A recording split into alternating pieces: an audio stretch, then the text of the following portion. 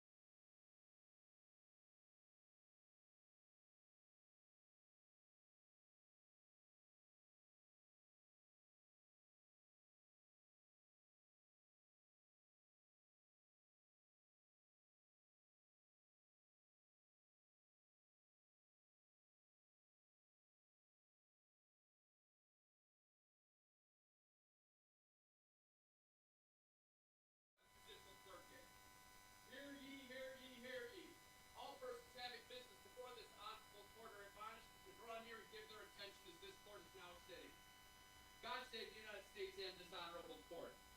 Please be seated.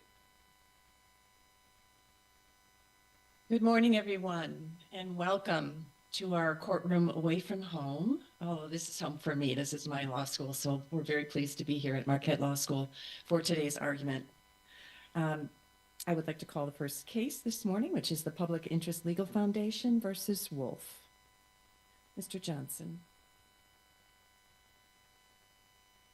Thank you. Good morning. My name is Noel Johnson. I'm counsel for the Appellant Public Interest Legal Foundation. I'd just like to quickly say, as a 2010 graduate of Marquette Law School, it's an honor to have the court here today, and I appreciate the opportunity to appear. May it please the court, voting rights should not be granted or removed in secret. Yet in Wisconsin, those decisions can be made in the dark because Wisconsin is exempt from an important federal transparency law, Section 8I of the National Voter Registration Act. To be sure, Congress gave Wisconsin that exemption, but the statute's text does not decide this appeal. Rather, the principle of equal state sovereignty, as articulated in Shelby County versus Holder, is what decides this appeal. Under that principle, Wisconsin's preferential treatment must be justified under current conditions. Yet the district court held that Wisconsin's transparency exemption requires no justification. This appeal thus presents a simple question. When Congress treats the states differently using its election clause powers, must that decision be justified at all? The United States has told us that some justification is needed, and we agree. Voting rights need protection in Wisconsin as much as any other state, yet Wisconsin remains exempt. When Shelby County spoke of the equality of the states, it was drawing from a fundamental principle and what it called a historic tradition that predates the Constitution itself. The states that founded this nation were both equal and sovereign. Before you get too deep into the substance of your argument, perhaps you could address the threshold question about whether the equal sovereignty principle applies to elections clause legislation as opposed to legislation promulgated under the 14th Amendment, Section 5, which is the Shelby County situation. Right. The district court saw a distinction between Congress's respective power sources. The Voting Rights Act was enacted under the 15th Amendment, whereas the NVRA was enacted under Congress's election clause powers. To be sure, the states surrendered some sovereignty when they passed the elections clause. It gives Congress the power to override state legislative choices in some cases. But the question here is whether the states surrendered their equal sovereignty, such as Congress could override those choices and burden some states and not others without justification. Now, to your question, the historical record, a look at the historical record would show that the principle articulated in Shelby County would apply equally to election clause legislation. For starters, this nation was founded on a principle of dual sovereignty. The states were given the right to run their own elections, and that Congress would override those decisions only in the last resort. And the proponents and the opponents of the elections clause were both concerned with giving unchecked power to states and Congress. And unchecked power is another way of saying unjustified power. And the proponents of the elections clause, who ultimately got their way, intended for the elections clause to establish uniformity and to give the people equal rights to election. So yet the district court's ruling means Congress does not need to act in an equal way with respect to voters and states. So the historical record, to answer your question, the historical record and the principles surrounding the founding of the nation, the powers that the states gave themselves. But does anything in the Constitution support your view, historical record? There are actually 4 clauses in the Constitution that require states to be treated equal. The Tariff Clause, the Bankruptcy Clause, the Immigration Clause, and the Port Preference Clause. And the Elections Clause is not one of them. When you have some clauses expressly requiring uniformity and others that don't, what's the right inference to draw? Well, I would first look at the Shelby County decision. The 15th Amendment did not require the states to be treated equally as well. And yet the Supreme Court drew on this fundamental principle predating the founding of our nation to say that Congress's 15th Amendment powers were qualified. When you talk about a fundamental principle that predates our nation, are you saying that Congress has to treat all the states equally under all of its powers, notwithstanding the fact that the Constitution requires equal treatment only for 4 powers? We're certainly not. If it says uniform with respect to bankruptcy, that implies that non-uniform is possible with respect to, say, the Commerce Clause. We are not saying that Congress must treat the states equally in all instances, even under the Elections Clause. What we are saying is that when they do that, when they deprive some states of sovereignty and not others, that decision needs justification. That's the unmistakable lesson of Shelby County, that the principle enunciated there, articulated there, was a broad constitutional architecture that should apply in cases where some states are burdened, they are deprived of sovereignty, and others are not. So we're not asking for a sweeping decision saying Congress cannot act in this way. What we are saying is, in this instance, their decision to treat Wisconsin differently needs some justification. Mr. Johnson, question about standing. Did the district court apply the incorrect test for informational injury by not considering whether TransUnion changed the law? If you look at the TransUnion decision, Justice Kavanaugh was clear to distinguish public records cases and said that they did not control that inquiry because the petitioners in TransUnion were not denied public information. They simply received it in the wrong format. And so the district court correctly applied the cases that apply when a party requests public records and is denied. So those cases would be Akins and Public Citizen. That standing inquiry controls in cases like this, where public records are available and are not provided. Can your client demonstrate downstream consequences like TransUnion requires? We absolutely can, and we did include them in our complaint. My client wants to use this information for precisely the purposes that Congress envisioned, which is to evaluate the activities of government, to see if they are protecting the right to vote, to see if they are keeping voter rolls accurate and current. And so those downstream consequences, in the event they are needed, are pleaded in our complaint. But this isn't really about access to information. The information is readily available. It's just how much you have to pay for it. Well, I would disagree that it's readily available. When something costs $12,500 each time you want to see it, I don't think that that's transparency. Well, if you want a reproduction of it, is what I'm talking about. Anybody can go into the office and look at it, right? Well, I'm not sure anybody can just walk in and inspect it. Reproduction cost would, of course, require payment. Right. But that's what we're talking about. We're talking about how much someone has to pay for a copy of the voter registration rolls. Yes, that is part of the NVRA violation we allege. But again, the cost is relevant here, the reproduction cost, because as a matter of preemption, any state law that poses a barrier to what Congress intended would be preempted. And our argument is that a cost as high as $12,500 poses an obstacle to effective analysis of the voter roll to see if officials are doing or not doing their job. And Wisconsin actually sort of boasts on their website that effective analysis cannot be done because the public does not have access to date of birth information. So it is conceded that the law is designed to prevent the public from using it in the way that Congress intended. The information that your client is seeking included the birth dates, correct? Not the full date of birth, but just the year of birth. Would your request, what would your request be in relation to Social Security numbers? Isn't there a privacy interest in that? We have not requested Social Security numbers, and we do not want them. I'd like to just focus on another aspect of the district court's decision, which the court used to distinguish the Shelby County standard. The court found that the plaintiffs in the Shelby County case were complaining about the burdens of the law, and the plaintiff in this case is complaining about an exemption. And that was one of the chief reasons the court gave for why the Shelby County standard should not apply. Now, we think that's really just a distinction without a difference, and really a matter of perspective. In both cases with the Voting Rights Act and with the NVRA, you have a set of states that is burdened with a loss of sovereignty, and you have a set of states that is not, that is free to pass their own laws. So I think that distinction that the court drew simply does not adequately distinguish Shelby County and gives the court a reason to not apply the standard there. But the remedy you're seeking is the invalidation of the exemption. That's correct. That benefits Wisconsin because of its very liberal voter registration laws, same-day registration, election day registration. which was the compromise that Congress struck in the Voter Registration Act.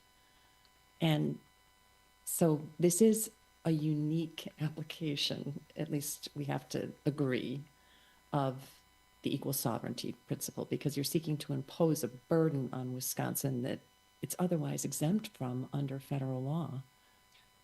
I would agree that this is a unique application. I would say there is precedent, namely the Barr case, BARR, which we cite in our briefing. That case dealt with the Communications Act, and part of it that treated some speech and speakers unequally. And there was an exemption in that act for certain speech. And it was challenged, and the court explained a preference for severing that exemption over striking down the entire law. And the court actually took away preferential treatment from certain speakers in order to make all speakers equal. And so that is and the courts more broadly was saying when the problem is unequal treatment, then the remedy is equal treatment. And so the concept of Barr could easily be applied here because we're asking for an exemption or part of one to be severed in order to make the parties equal, but not just equal, to further the purposes of the NVRA. The result here would be that Wisconsin is subject to the transparency obligations of the NVRA, and their decisions about voter registration would therefore be transparent. And so in effect, we are asking the court to do the least it could do to remedy the problem. But you're effectively asking us for a remedy that would vindicate the equal sovereignty principles of other states who do not have the exemption because their voter registration laws were stricter at the time that this legislation was adopted. And so they did not qualify for the exemption. So vindicating those states' equal sovereignty principles, your own interests as well, in terms of how much you have to pay for the voter registration information. So Article 3 standing, I think, is probably secure here because of the financial injury that your client has suffered. But it still is sort of an upside down application of equal sovereignty at best. I have not been able to find any precedent for this. And I will just add that the bond and this court's decision in Gillespie addresses sort of that prudential standing question, whether we are asserting our own rights or the rights of states. And the district court got that right by saying the 10th Amendment arguably protects state sovereignty, but it does so to protect individual rights. So as much as the NVRA does burden other states, and it has a burden on my client as well because we can't get this information, the injury here we're asserting is our own. And I see I have just a little bit of time I'd like to say for rebuttal. Thank you. That's fine. Thank you. Mr. Keenan. May it please the court, Assistant Attorney General Brian Keenan on behalf of Megan Wolf, Wisconsin's Administrator of Wisconsin's Elections Commission. The foundation is asking this court to expand the holding in Shelby County well beyond its reasoning in a way recognized by no court in this country. There's several differences with what happened in Shelby County. First is that Shelby County involved Congress singling out a few states and counties for a very significant burden.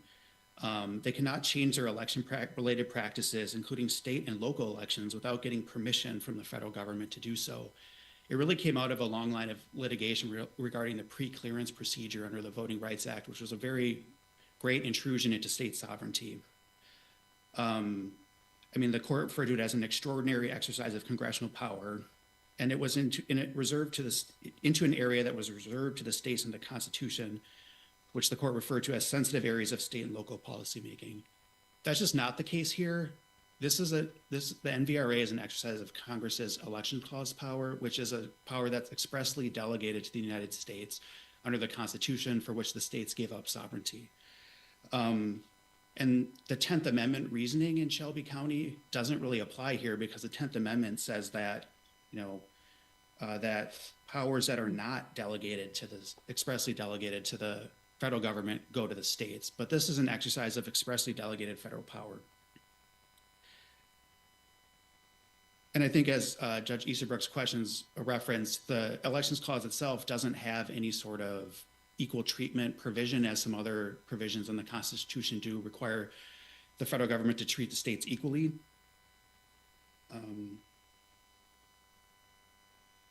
And I think the burden in Shelby County is much higher. It wasn't just being subject to a federal law that a state has to comply with. It was this procedure of basically going to the US DOJ and begging to be able to change your laws and not being able to do that until you got permission.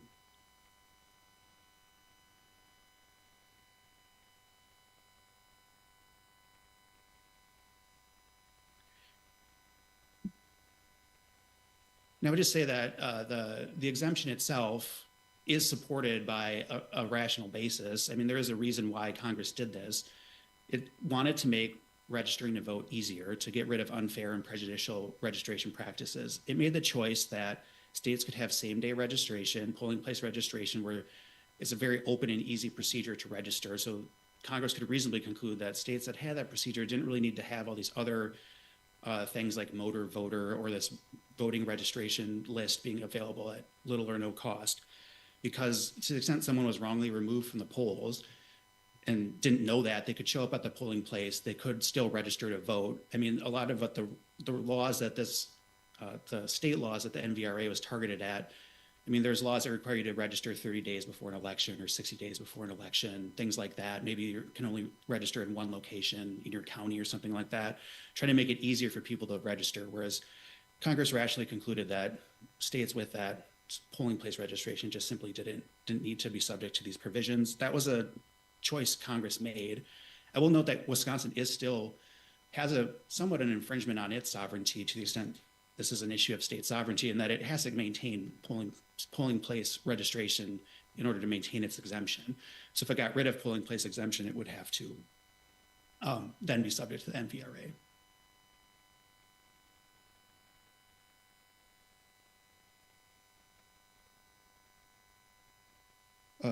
I guess turning to the remedy issue, we think that this is a strange way to vindicate state sovereignty, to have a third party come in and say that Wisconsin should have even more intrusion on its sovereignty in order to perhaps remedy a sovereignty issue with respect to other states in the union. To the extent a party raises an issue like this, we think it should be another state who, maybe feels that they're burdened by this NVRA. They could try to raise a claim like this. I don't know that it would really be successful, but the fact that no state has done this, I think seems to show that perhaps there isn't that kind of level of burden that we saw in Shelby County, where states just don't seem to be too upset about the NVRA applying to them and not to Wisconsin and not to Minnesota and a few other states. Beyond the remedy question on that, then, prudential standing. Can the foundation satisfy the requirements for third-party standing?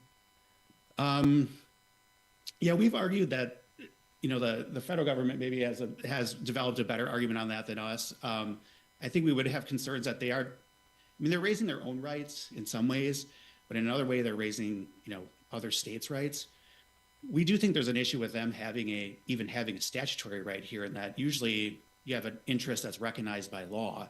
So if, like FOIA, as was referenced, gives the requester a right to certain documents, and so the statute gives them the right, whereas here, the foundation is trying to use a statute that expressly doesn't apply to give it the right to any documents to then get documents. So it's a strange situation, and I think there could be prudential standing problems. We think there are Article 3 standing problems as well, and that the statutory right doesn't even apply to them, and then I don't know that their downstream consequences are enough to satisfy that either.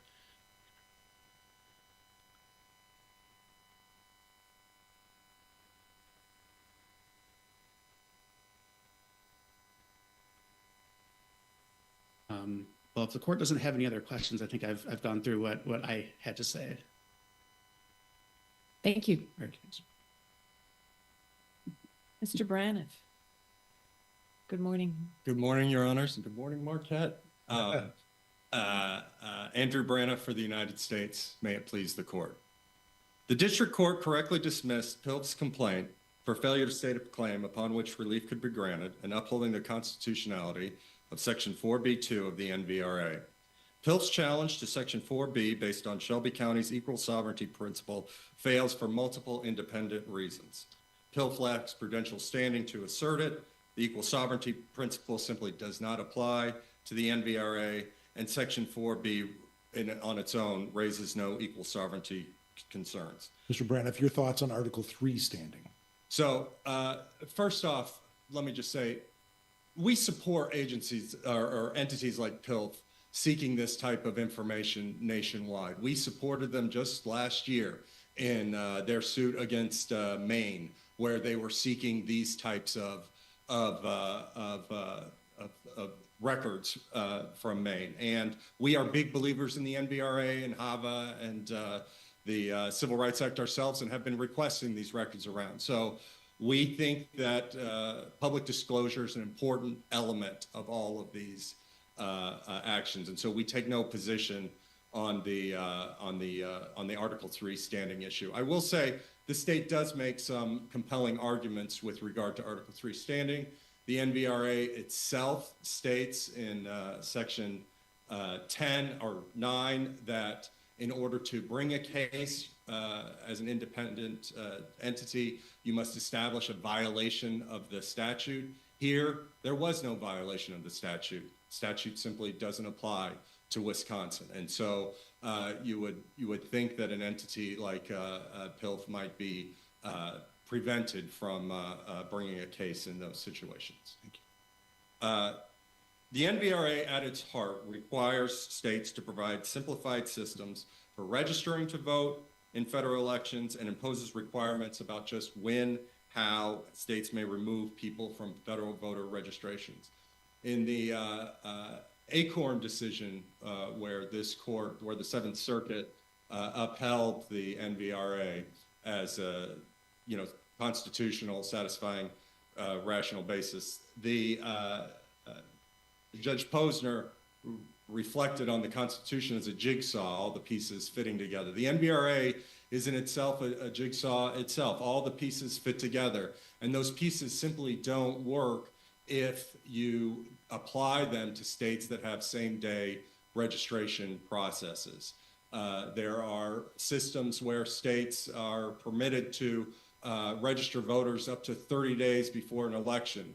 At that point, the list will be set. Well, that makes no sense for a state that has polling place registration, because the list will not be set until after the election.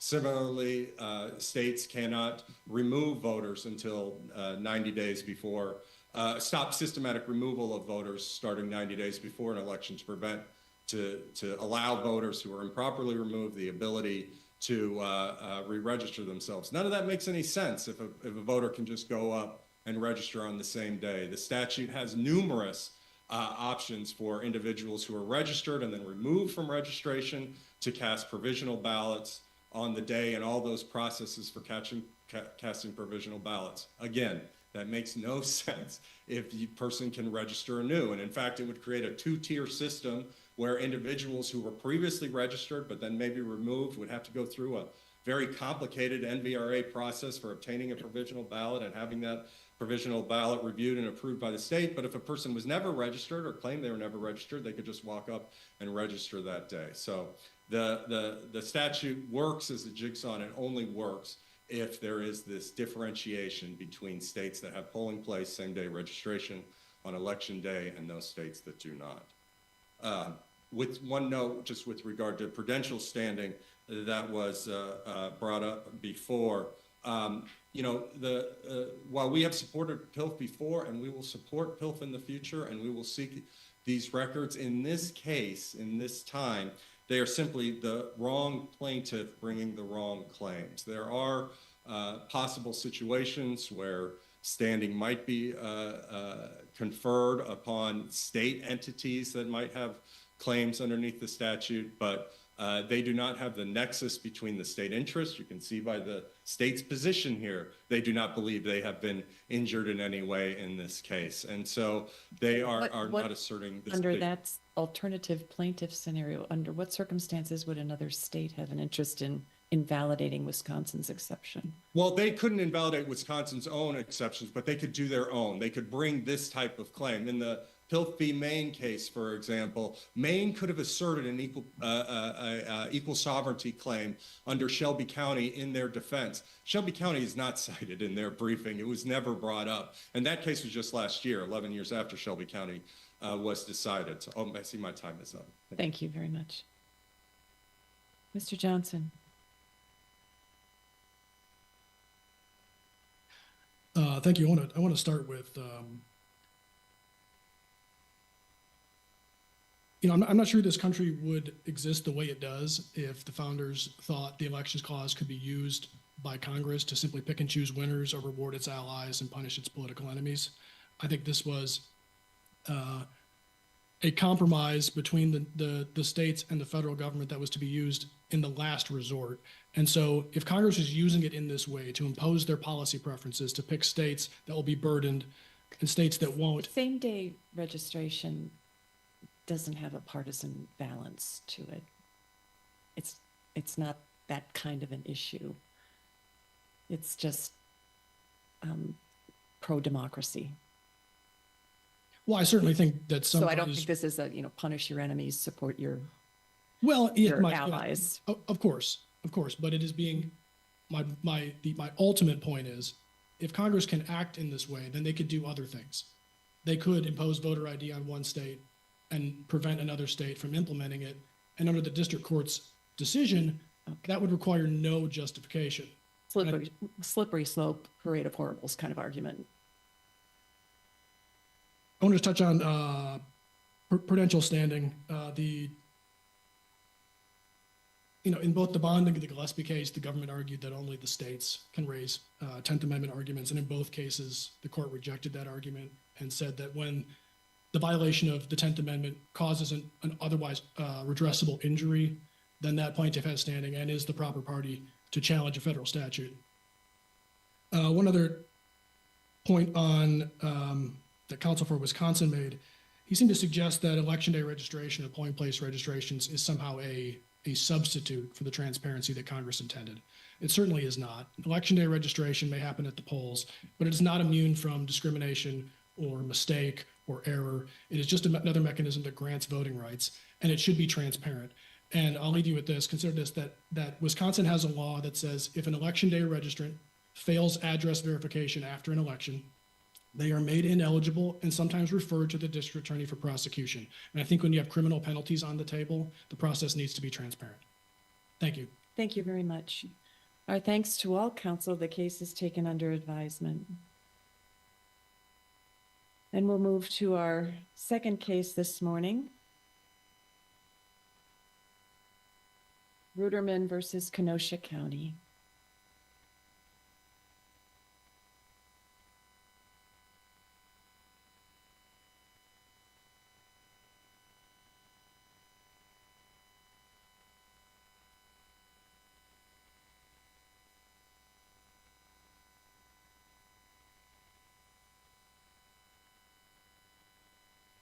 Ms. Truesdale.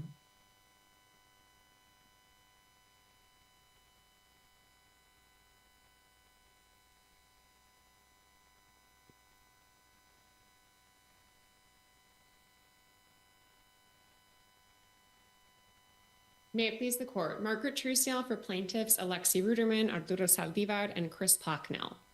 This case should have been a straightforward application of the plain language of the TVPA to a federal contractor forcing civilly detained. Pardon? Application of the what? Of the Trafficking Victims Protection Act. If you would use real English words, it would help us. We're amateurs on each of these subjects. Certainly, Your Honor. This should have been a case of straightforward application of the Trafficking Victims Protection Act. You can just call it the Act. I will do that. Of the Act's plain language to a federal contractor forcing civilly detained immigrants to perform janitorial labor under threat of solitary confinement. The district court. Okay, I have a simple plain language question. Can a state prison require a convicted prisoner to perform janitorial work? I believe, Your Honor, that the Trafficking Victims Protection Act would not prohibit that. Why not? That would be under the Supreme Court's precedent in Bond. I'm not asking about the Supreme Court. I'm asking about the language of the statute as you read it. The language of the statute does not specifically exclude, it doesn't specifically carve out states as potential defendants, but under the Supreme Court's precedent, I believe that they would be carved out. How about federal prisons? In addition, I would believe that whoever under the Trafficking Victims Protection Act would not be read to include a sovereign like Whoever is a very broad term, and the Supreme Court has read that word to include the United States when it appears in other statutes. So on your view, can the federal government require its prisoners to perform janitorial work in prison? Yes, it can. I think that the Trafficking Victims Protection Act wouldn't prohibit that, and that's for several But reasons. why? Right. What is it about this statute that permits the federal government to require this, but not a local detention center? I can imagine an argument based on sub 3 of this statute and the definitional clause in section 1589C1.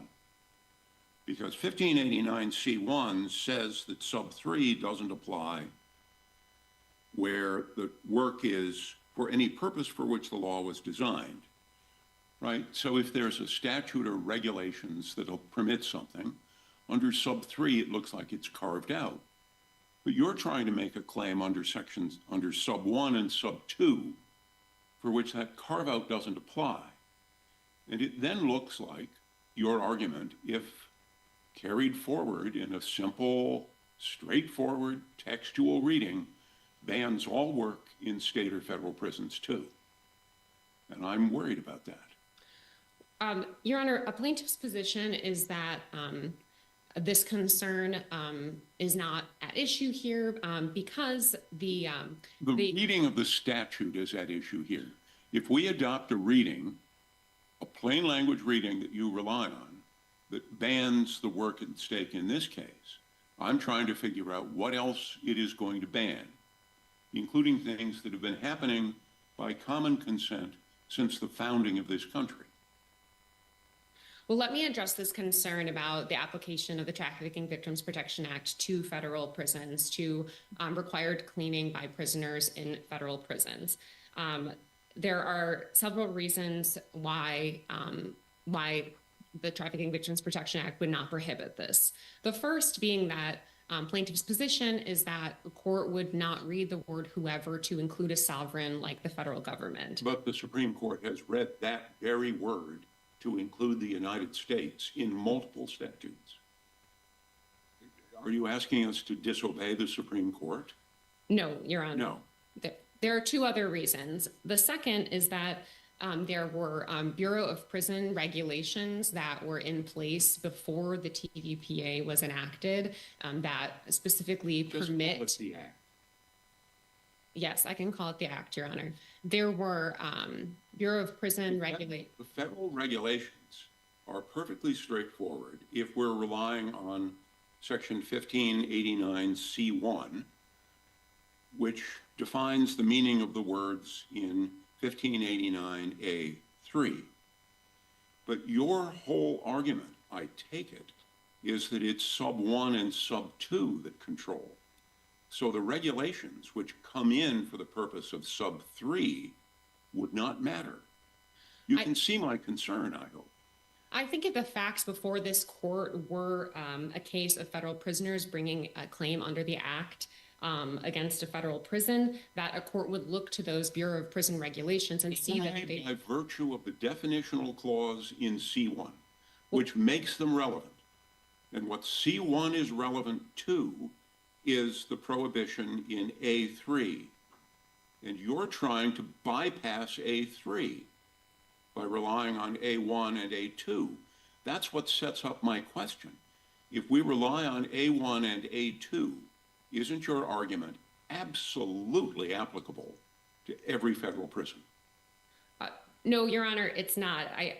Plaintiff's view is that a court would say that a court facing that particular factual scenario that Your Honor has described would say that when Congress passed the Act, it was looking, it was aware of these Bureau of Prison regulations, and it wasn't intending to... You've just abandoned the language of the statute. Your whole shtick on appeal is that the district judge abandoned the language of the statute to rely on what he supposed Congress was really driving at. You say your whole brief is that's not a good ground to decide a case. You have to interpret the language of the statute. I'm asking you to take the language of the statute seriously, and you respond by saying, let's forget about the language of the statute and look at what Congress was driving at. I hope you can see why, in my view, that makes things even worse. No, Your Honor, I disagree. I'm not saying abandon the language of the statute. I'm simply saying that with respect to the Bureau of Prisons regulations expressly permitting prisons to require that is relevant to A3 in light of the definition in C1. You need to deal with my question, which is, if you're relying on A1 and A2, why would you turn to the definition, which only affects A3? Am I clear? Yes, I understand Your Honor's position, and I've provided a plaintiff's response on that point about the Bureau of Prison regulations. In addition, I think this wouldn't be a problem because— Then let me ask this question in a different way. Are there any regulations issued by the federal government or by Kenosha or contract terms between Kenosha and the federal government that specify what work, if any, Kenosha can require of the detainees? Regulations specifying that?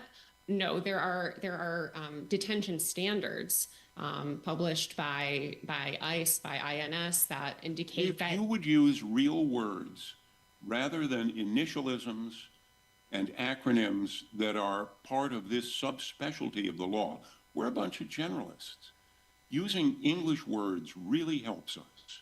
Okay, the Immigration and Naturalization Service has standards that require civilly detained immigrants to perform personal housekeeping, cleaning up after themselves, not making a mess. But the allegations here extend far beyond that to include scrubbing showers, sweeping floors. Okay, I just want to be sure I understand your response, which is neither the contract nor any regulations permit what the jail has done, has required.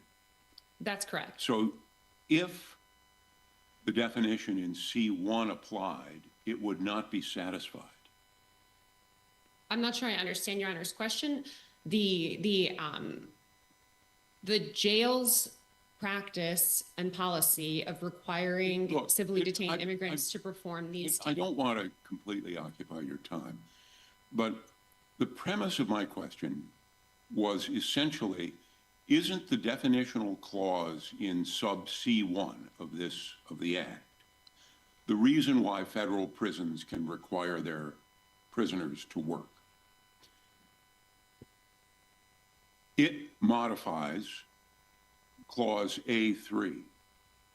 If clause A3 is the reason why there is a problem with requiring work, we then need to know whether the contract or any regulations permit the Kenosha jail to require the kind of janitorial work it is required. That would succeed in harmonizing both your position and the ability of federal prisons to require work. But it's not something your brief focuses on.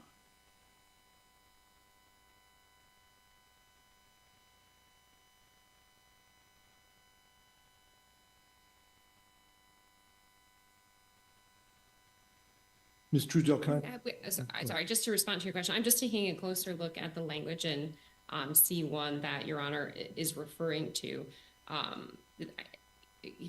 We understand that this language refers to the abuse or threatened abuse of law or legal process component of the Act, and we haven't specifically made allegations with respect to that. Particular. Exactly. You're now seeing why I asked the question I did. The question I asked hinges on the application of A3 as the principal thing that would apply inside a detention center or a prison. You're trying to make A1 the principal thing that applies inside a detention center or prison. And when you do that, The definitional clause in C1 falls out. And when it falls out, so would the justification for requiring convicted prisoners to work. Yes, Your Honor, You we're see not. the sequence, that's the problem. We're not relying on C1. We are relying on A1, and plaintiff's position is that we have established. A1 is as applicable to federal convicted prisoners as it is to civil detainees. That's your problem. Plaintiffs disagree with that. Another basis on which a court faced with that separate set of facts might dismiss those claims would be on the basis of sovereign immunity. We don't think that the court ruling in our favor. The government has waived sovereign immunity for all prospective relief in the Administrative Procedure Act. Sovereign immunity would not be a defense. Mr. Truesdale, when Congress legislated Section 1983, the Dictionary Act included the term bodies politic as part of the definition of persons. But when Congress legislated this act, the Dictionary Act no longer included bodies politic. Does that change in the coverage of the Dictionary Act matter for purposes of our interpretation of the act now, based on your claims? No, Your Honor, that is not at issue simply because whoever is such a broad term. And this court itself held in that Cites case that if a legislature wanted to draft a statute so that it was so broad to ensure that it would include a municipal defendant, it should explicitly use the word whoever to include municipalities within its scope. I see that I have just a little bit of rebuttal time remaining, and so I will reserve my remaining time for rebuttal. Thank you. Thank you. Mr. Bitter. Good morning. Ramsey Batar on behalf of the Kenosha County defendants. May it please the court and members of Marquette University. What we have going on here is interpretive jiggery-pokery, and that's why she's having difficulty answering these questions. Their position and their theory on the TVPA has no guardrails, no limits. I wish you would listen to my questions to your adversary. Why TVPA? Why can't you use normal English words? So the act, under their interpretation, is boundless. It applies to the federal government, it applies to the state government, it applies to the public school teacher who has one of their students mop the hallway. And to answer Judge Brennan's question, the definition of whoever is part of the equation here, and you have to look at the Dictionary Act. We wouldn't be here if Congress had used Section 2 of the Dictionary Act that specifically references counties and gives it a definition and gives it life. Within the Act, there are multiple government references. 4 times, quote, government organizations, close quote, quote, local governments, close quote. 3rd, local units of government. 4th, local government units. So when Congress created the Act, it used references to local governments. It knew how to target local governments in its universe of potential liability or the other regulations and features of the Act. It then took that Act, put the appropriate provisions in the labor section or in the foreign relations section, but it all comes from one Act.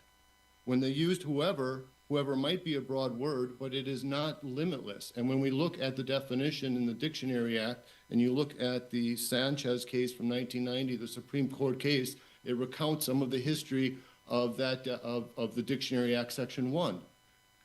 Congress did drop out bodies politic, and they did that specifically because the commissioners at the time didn't want to have to reference whether or not states or local governments were included in the Act. So the Act itself, there's been discussion, quite a bit of discussion about, quote, whoever, end quote. There's also some discussion about the word, quote, obtains, end quote. Are we to, what's your position with regard to the interpretation of that word obtains, and does it get the plaintiffs where they want to go? Well, I think the definition means to something to the effect of procure. And in this case, it would not apply to the conduct we have going on here. Well, the jail got something. They got clean common rooms. So the municipal entity got something from that word, right? And I'm not necessarily saying obtains is stronger than whoever, but we've got to consider the entire act. Correct. And what the jail got was order. You know, the federal courts for decades have allowed civilly detained detainees, arrestees, anyone in the jail to engage in cleaning their living areas, cleaning the common area. They all use this area. They use the recreation area. They're not alleging that they never use these things. And so they did not unlawfully obtain that. They're allowed to do it. No court has ever declared that it is criminal for a jail to have someone clean the common areas in the jail. Let me ask you about a Third Circuit holding in the Burrell case. It appears there's a finding that local government does fall within the meaning of whoever. With what you're asking us to rule here by excluding Kenosha from the Act's liability, is this in contravention, or is this in contradiction to what the Third Circuit has done? Is this creating a circuit split? It's not. First of all, that Burrell case, I don't believe they went through the full statutory analysis of the TVPA's various words in context. They did not look at the full analysis of whoever and its background and history. And then the other thing there, in that case, I believe the individuals were being sent out to do work at the Public Works Department or something like that. That did not involve a situation here where they're engaging in common housekeeping. The U.S. Attorney General, and this is cited in both parties' briefs, it's one of their amicus briefs that they submitted in Barrientos, said that there's generally not going to be an act violation in these kinds of cases. They go on to say that the theory that is actually being employed here would undermine facility order, including cleaning. The U.S. DOJ in that case agreed with all of these cases that we've had for decades. Bajol, Housey, all the other cases cited. What do you have to say about the Fifth Circuit's decision in Gonzalez and the 11th Circuit's decision in Barrientos? I think, if I'm right, both of those cases involved private jail facilities, and neither one of them looked very closely at the issues in this case involving statutory interpretation. And what we're looking for here— They both were about the interpretation of the Act, about Section 1589. Now, it's true those were private jails, but if whoever includes a local government, the statute is absolutely the same. The obligation is the same. So I ask again, what do you have to say about those two cases? I don't think that those two cases looked at quote unquote whoever, and they did not look back at the Dictionary Act and its evolution in time, looking at a case like Negranes versus Sanchez and how whoever has changed over time. I take it then that you're just abandoning what the district court said about this statute. The district court's view implies that the Fifth and 11th Circuits are unambiguously wrong in interpreting this statute, and that we should create a conflict. There doesn't appear to be any case on the other side. You can embrace that if you want, but it doesn't seem to be something that you probably want to do. We do embrace the district court's analysis. I think the district court got the analysis right. It looked at a fair reading of statutory. District court's analysis completely ignores the language of the statute. And it says, we don't reach the language of the statute because I'm looking at what I think Congress's purposes were, which was a method of interpretation that the Supreme Court once used a lot, but hasn't been using in quite some time. The district court, granted, it did not go down the full analysis of whoever and other statutory features of this act. However, when we look at the Supreme Court's cases like Snyder that originated out of this court just 2 terms ago. That was the case involving the federal bribery laws and whether gratuities applied, written by Justice Kavanaugh. This was just 2 terms ago, I believe. The court there similarly held that the interpretation of that law was being overextended. The court said 6 reasons taken together in interpreting this bribery statute lead us to conclude that it cannot go that far. It would be a, quote, vague and unfair trap for 19 million state and local officials. And the Supreme Court got there by doing a fair statutory interpretation, looking at text, statutory history, statutory structure, the statutory punishments, federalism, and also fair notice. Fair notice has different manifestations. It can be the I'm real not sure entity. you've answered my question about what you want us to do about the 5th and 11th Circuit's decisions. Should we create a conflict among the circuits? Yes, I do believe that this court, based on this case and the arguments we're presenting, should reach a different decision, even if that leads to conflict.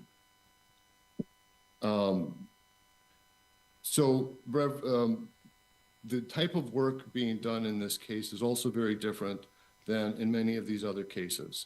The allegations here are that they were cleaning the common area, sometimes called the day rooms, and the outdoor recreation area, like the hallways and the gyms where they work. This is very different than what is going on in a lot of the other cases, including the private jail cases. That's a site where some of the detainees are engaged in doing everything from kitchen work to office work to whatever else might be going on. That's one of the reasons why a public jail is very different than a private jail. Public jails are operated on tight budgets. These are the taxpayer dollars at work. We're not operating for profit. We have to take everyone who comes into our jail. Yes, we have a contract with the USD or ICE to take in the civilly detained immigrants, but unlike a private jail, where we can pick and choose who we want, private jails are profit motivated. Public jails are not. And so I think it's unfair to look at those private geo group type cases and the core civic type cases, and that's what they rely upon. But it's different because those jail cases clearly fall within the definition of quote unquote whoever under the act. Unless there are any further questions from the court, Kenosha County defendants respectfully request that the district court's decision be affirmed. You haven't mentioned the Salvation Army case yet, the Taylor case.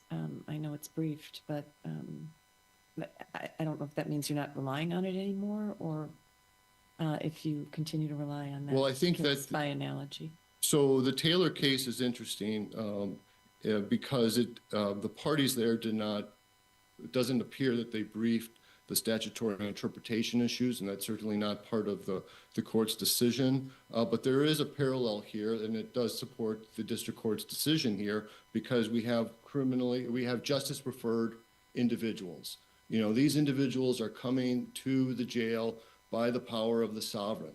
We're not bringing these people in voluntarily. They're not walking in. So they're coming in through the sovereign. They're very much like the justice-preferred individuals in the Taylor case. So I do think the Taylor case supports the result here. Thank you. Thank you. Ms. Truesdale.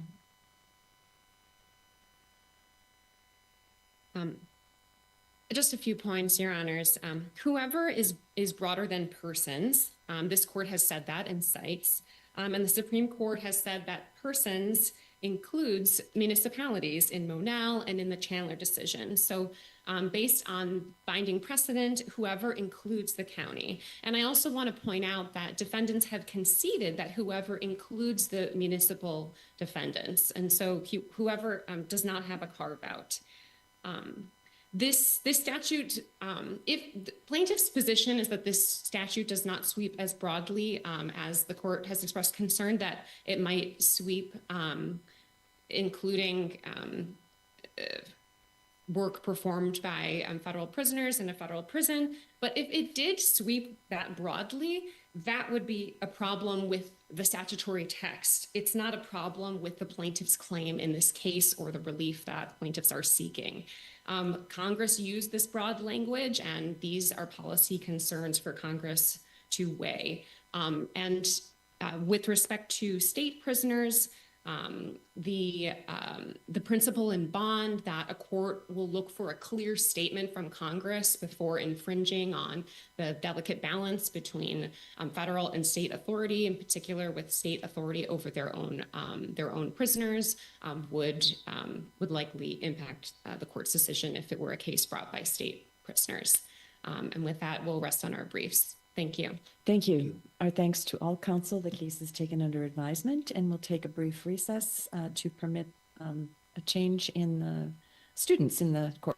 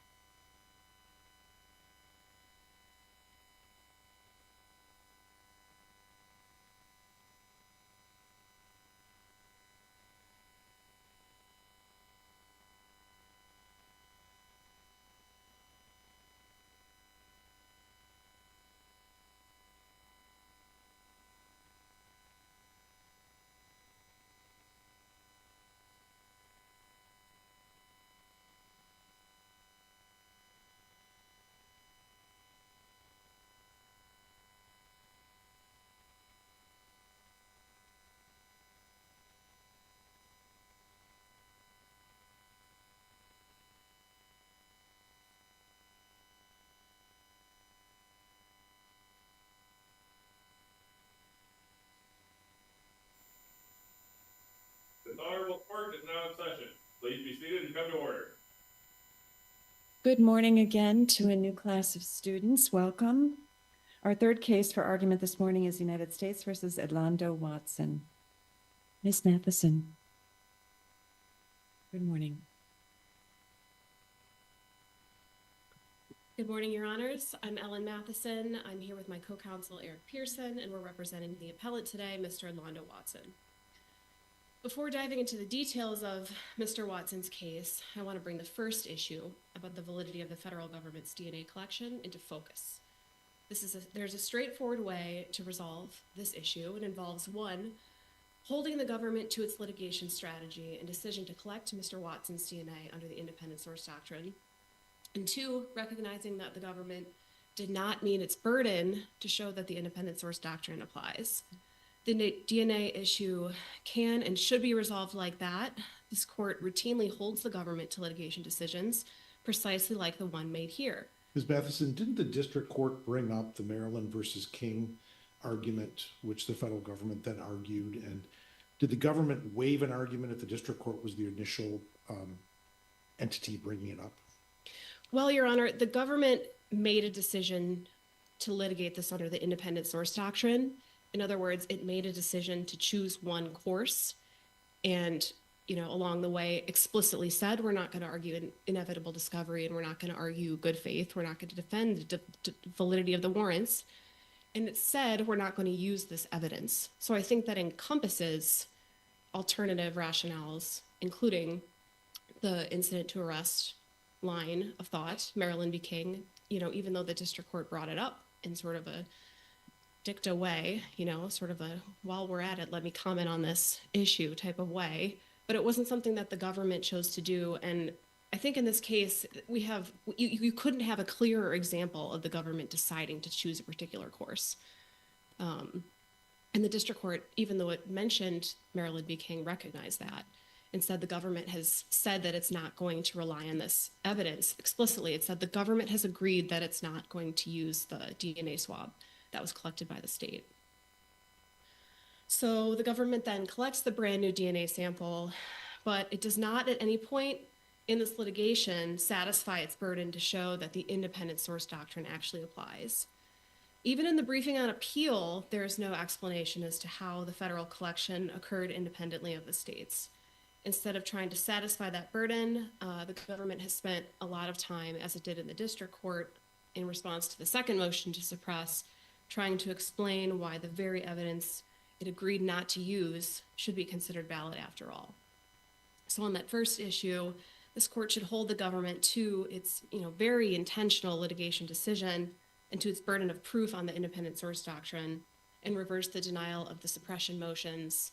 And I will talk about the second issue, but I just want to note that I don't think it's necessary at this point to resolve the second issue. The court can reverse on the motions to suppress and send this back down for further proceedings in the district court.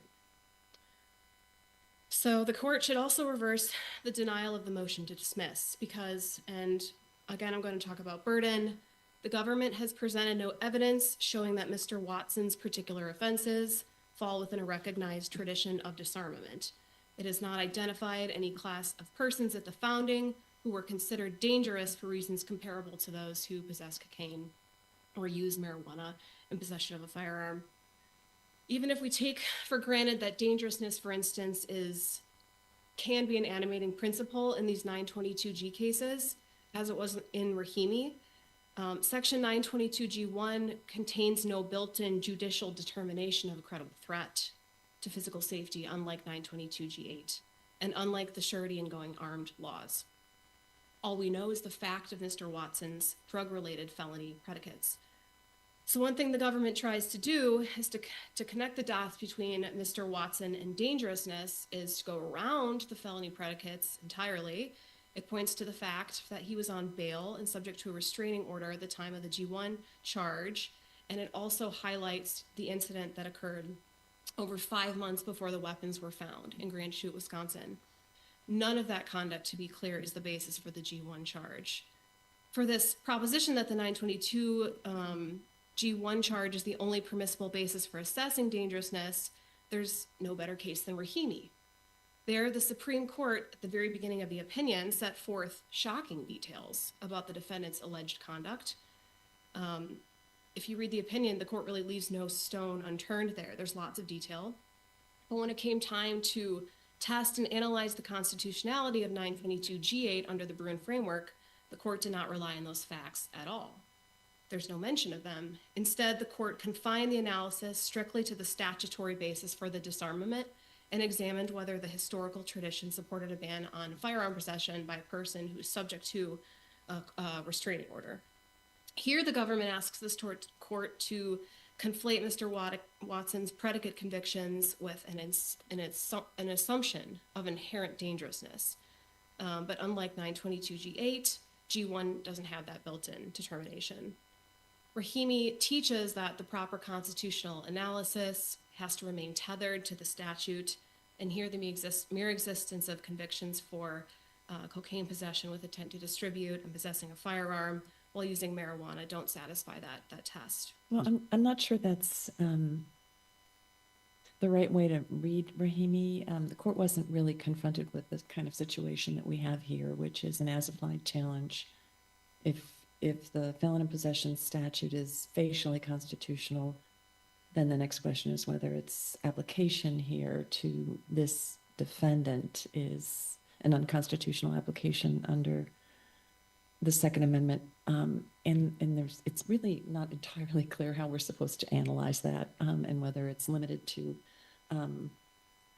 the statute of conviction that supports the felon in possession charge, or whether it's a broader look at whether this defendant who's requesting a Second Amendment exemption, essentially by way of a motion to dismiss a criminal charge under 922G1, is sufficiently dangerous as to negate the claim for an exemption, either because dangerous people are outside the scope of the Second Amendment, or because there's a historical tradition from the framing of disarming dangerous people. So I think the methodology is still in flux. And I'm not sure we can, I mean, your interpretation of Rahimi is one way to read it, that it's pointing in a certain direction about the methodology, but I'm not sure it's the only way to read it. I take your point about that, Your Honor, and the facial challenge versus the as-applied challenge. But what we know Rahimi did do was, while it said we don't need to identify a historical twin, it did match up the why and the how of the historical analogs that it identified very closely to 922G8. It said, what's the why? We're disarming people that present a credible threat. And how? Well, the surety and the going armed laws required that determination by a court of, a judicial determination, and G8 does the same thing. Here, the government hasn't done that. It's just sort of, it's waved at, it's hand waved the dangerousness sort of concept. It said there's a historical tradition of disarming people who present a threat, people who are, potentially violent, but it has not shown how G1 does the same work. G1 does not, by virtue of punishing all felons, and I'm not trying to suggest that I'm making a facial challenge here, but by virtue of punishing people like Mr. Watson who have, drug predicates, does not punish him for being violent or for being a critical threat. That's not what it's accomplishing. That's not its function. Well, it does the same work. It just does so in a very broad fashion and disarms categorically all felons, whether their underlying conviction was violent or nonviolent or had some indicia of dangerousness. Well, and again, we don't know as a matter of methodology how we're supposed to be assessing this, or at least it's an open question that the court has not given us a lot of instructions on yet. Right. So the 922G1 is doing some of that work, but it's doing it in a very broad way, which is the whole as-applied argument. Exactly, Your Honor. I mean, it may be doing that work for some. The argument here is that it's not doing that for Mr. Watson, or at the very least that the government hasn't shown how the statute is doing that work for Mr. Watson. It points to again, conduct that shouldn't be considered relevant here, the bail and the domestic violence charges, and the conduct that occurred 5 months prior to the charging. 922G1 doesn't sweep that broadly, and the government hasn't pointed to any conduct related to the underlying predicates outside of the fact of the predicate. So that's all we have here.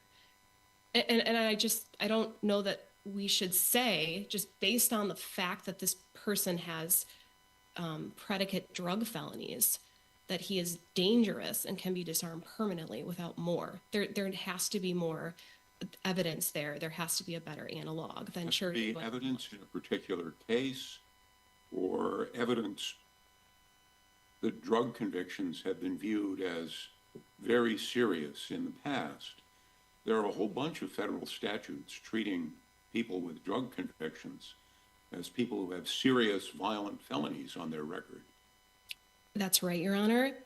I haven't seen those cases cited here. So I think the court, in order to do what the government wants it to do here and reject this as applied challenge, has to go outside of the record. It has to go outside of the briefing. I'm referring to other federal statutes which raise the minimum sentence or require the removal of an alien who have been convicted of drug violations, right? The kind of cases that I initially thought you were relying on were like the Third Circuit's opinion in Range, where the prior conviction was for food stamp fraud 20 years ago. But drug convictions are generally viewed as an indication of a much more dangerous background than somebody who has a food stamp conviction. Isn't that something that Congress can think about? Congress can think about that. I don't know that Congress has expressed that it thought about that here in G1. And I think to say, like, to posit generally that drug crimes involve violence or involve violent people, something that is tempting to do. Let me put the question a different way. Are you aware of any court of appeals that has held 922G1 invalid as applied to somebody with a conviction for distributing illegal drugs? Your Honor, the other circuit case law is against my position. Yeah. I'm aware of that. Uniformly against your That's position. right. That's right, Your Honor. But I think we need to dial back sort of this assumption that, and in this case, it's really about what evidence has been proffered in this case, right? Like, not what evidence has been proffered in other circuits and other cases. Has the government here shown that the drug predicates on Mr. Watson's record render him a violent person? Those predicates, do they render him a violent person? And if we're I think you have to make a leap, and there's not enough evidence to do that here. The prosecutor's brief relies on 922G3 as well as G1.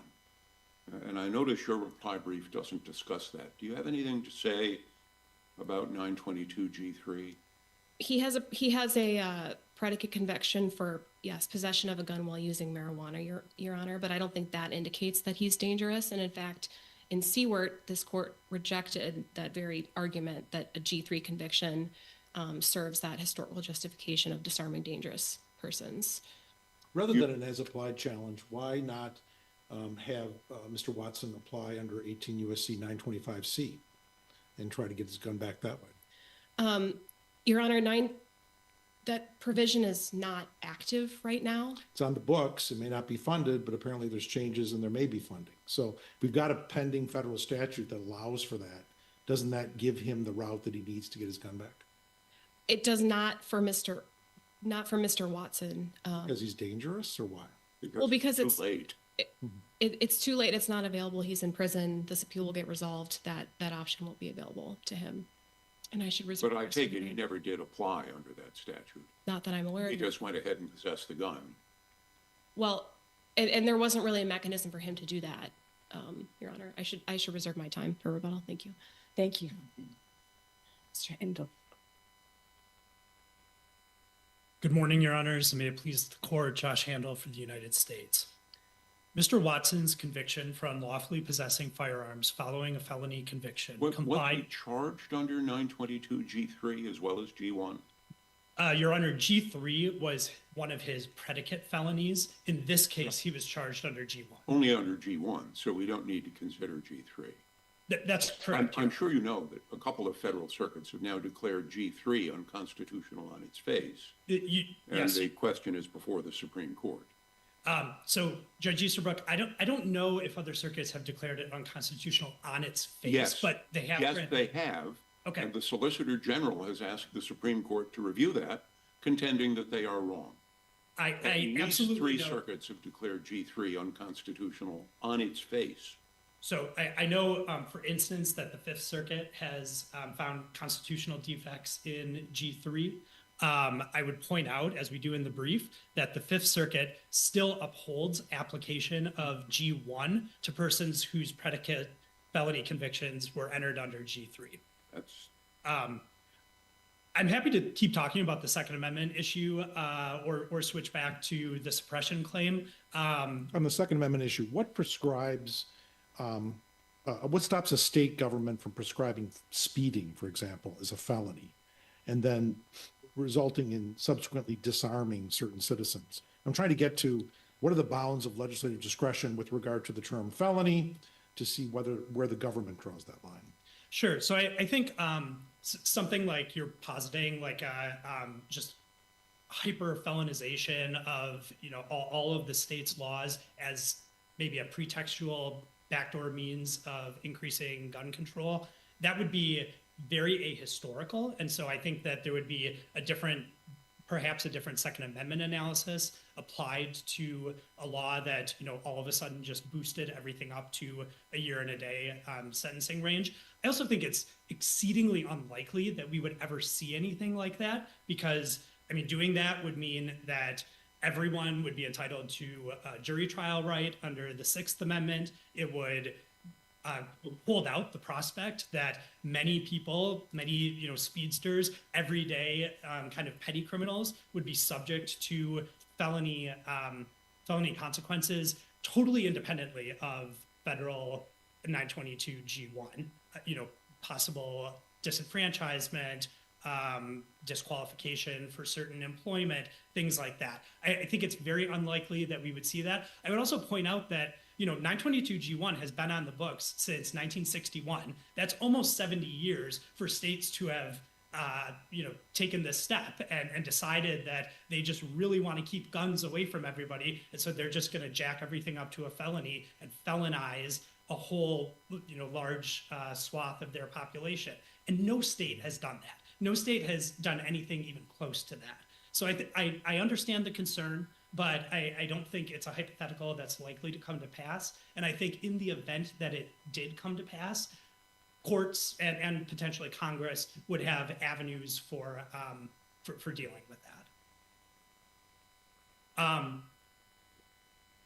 I wanted to respond a little bit to the colloquy that Chief Judge Sykes, you were having with my friend about Rahimi. As I believe you pointed out, Rahimi was a facial decision. In fact, Mr. Rahimi expressly disclaimed any as-applied challenge, I think probably in light of the extremely egregious conduct that he had engaged in that case.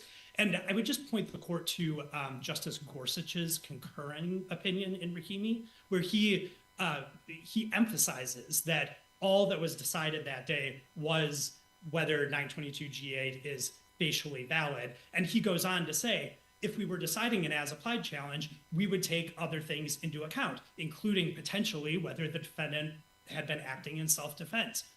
Whether the defendant was acting in self-defense is not elementally relevant. It's not a fact that satisfies or dissatisfies any of the elements of a 922 G8 charge. It's just something else that he would take into account when he's doing the as-applied analysis. And I think that I like the statement by Judge Colleton in the Eighth Circuit case of United States versus Adams about this, which is essentially that when you're dealing with as-applied challenges, you have to show that the conduct to which the challenge statute is being applied was constitutionally protected. I think that makes total sense, right? The government carries its burden by showing that, by proving beyond a reasonable doubt that a defendant committed every element of a statutory offense, and then a defendant mounting an as-applied challenge says, yes, I did. I did every one of these elements under the statute, but the Constitution interposes a barrier to applying the prescribed punishment to my proscribed conduct. And I think that that constitutional barrier has to be that the defendant was engaged in constitutionally protected conduct. And that is simply not even close to what we have here. I would also point the court, I know you're very familiar with United States versus Gay, which was also an as-applied challenge to 922G1 about the felon dispossession statute. And the court in Gay looked outside of the kind of the strict contours of the elements and the facts necessary to meet the elements, and took into account, for instance, the fact that the defendant was on parole status at the time, the fact that the defendant had engaged in flight from the police, and that created a danger. I think that those are the kinds of considerations that it is appropriate to take into account when you are evaluating an as-applied challenge. What about Atkinson, though? Atkinson takes the route of, it follows the idea that we've got to do that deep historical tradition, that analysis. Is that reconcilable? So I think a couple of things about Atkinson. First, that was a very early post-Bruin case. And one way that I read Atkinson is saying, we can't rely on the Supreme Court's statements about the presumptive validity of felon dispossession statutes, because Bruin was, number one, a methodological sea change, and number two, more importantly, the court's opinion in Bruin did not repeat that formulation that had been present in the opinions in Heller and McDonald. But then Rahimi came, and Rahimi postdated Atkinson, and once again, the court confirmed the presumptive validity of felon dispossession statutes in the opinion for the court.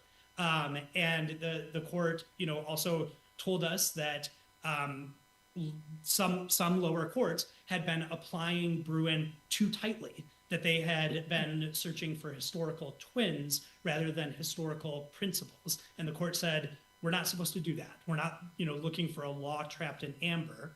We are looking at the historical record in order to derive principles that inform modern statutes and inform specifically the meaning of the Second Amendment as applied to modern statutes. But even reading that dicta for all that it's worth about the presumptive validity of 922G1, felon in possession statutes and state corollaries to it, leaves open the possibility of as-applied challenges, and there's some uncertainty as a matter of methodology about how we're supposed to go about that. And so, what's the government's best case or position on the appropriate methodology for as-applied challenges?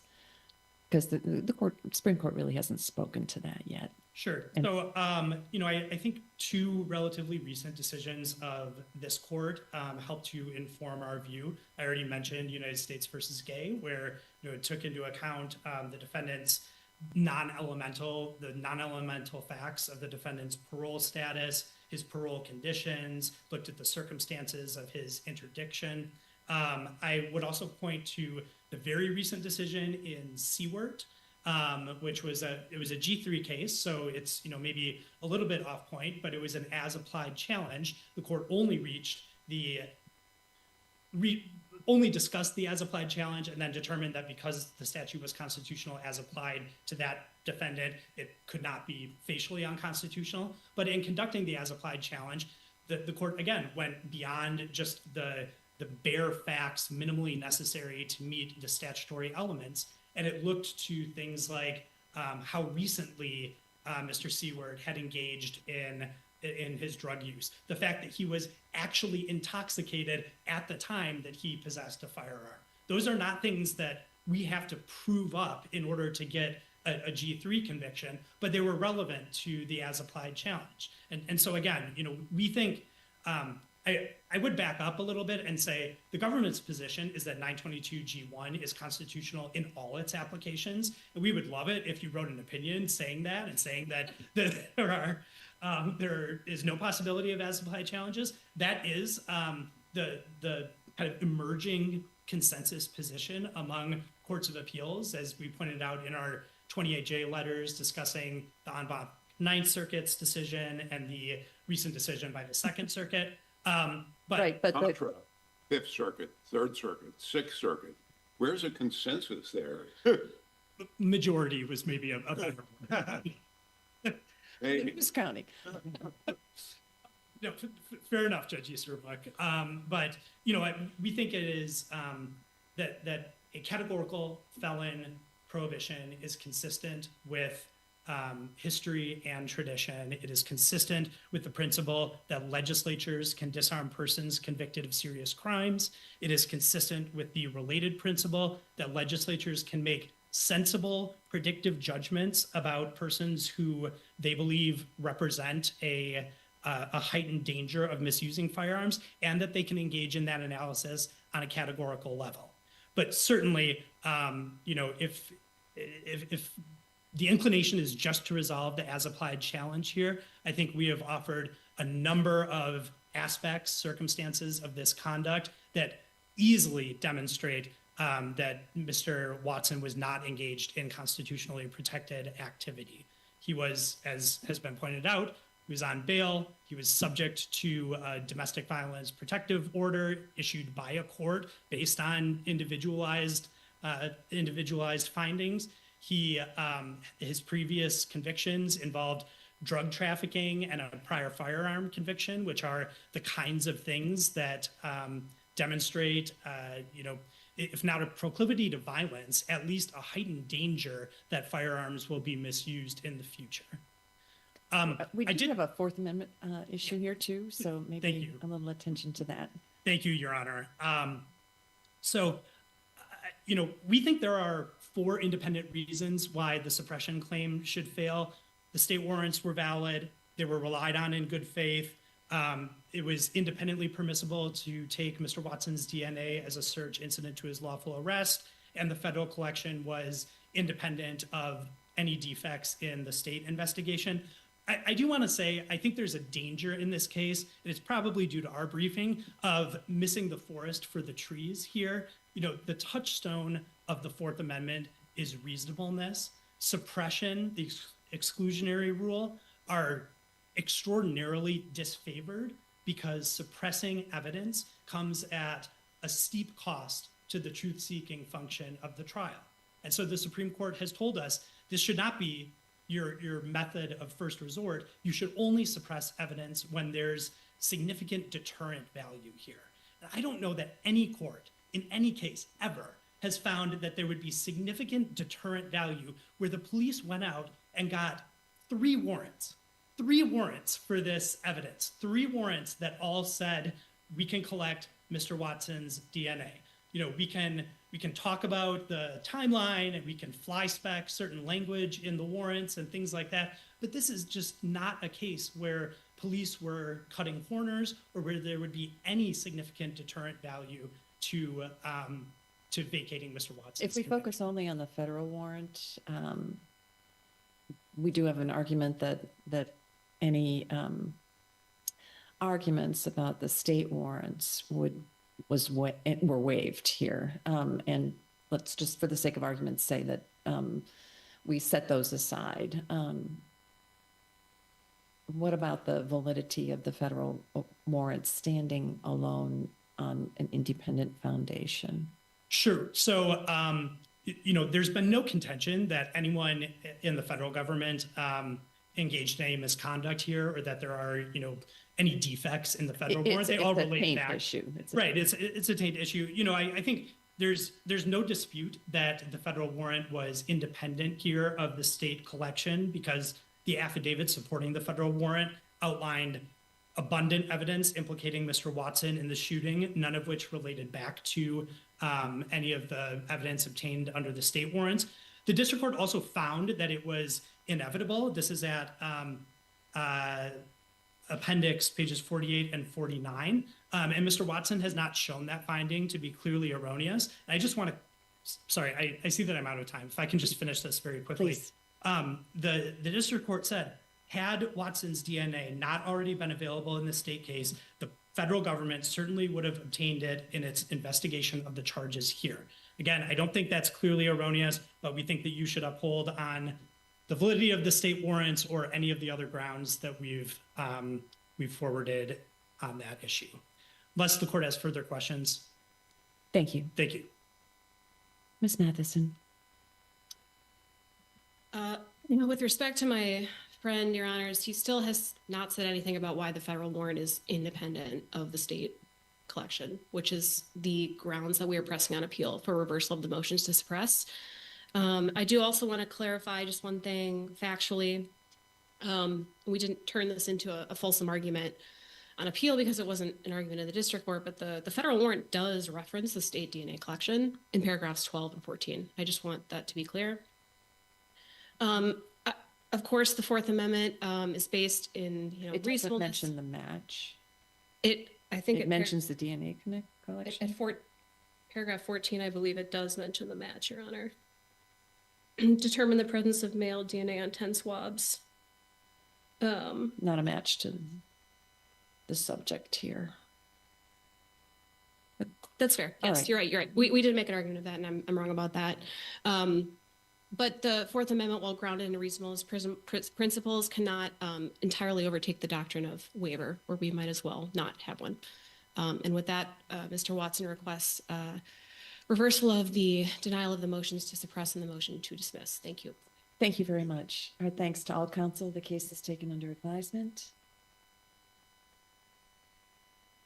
Our fourth case for argument this morning goes by the illuminating title of Appellant versus KJ.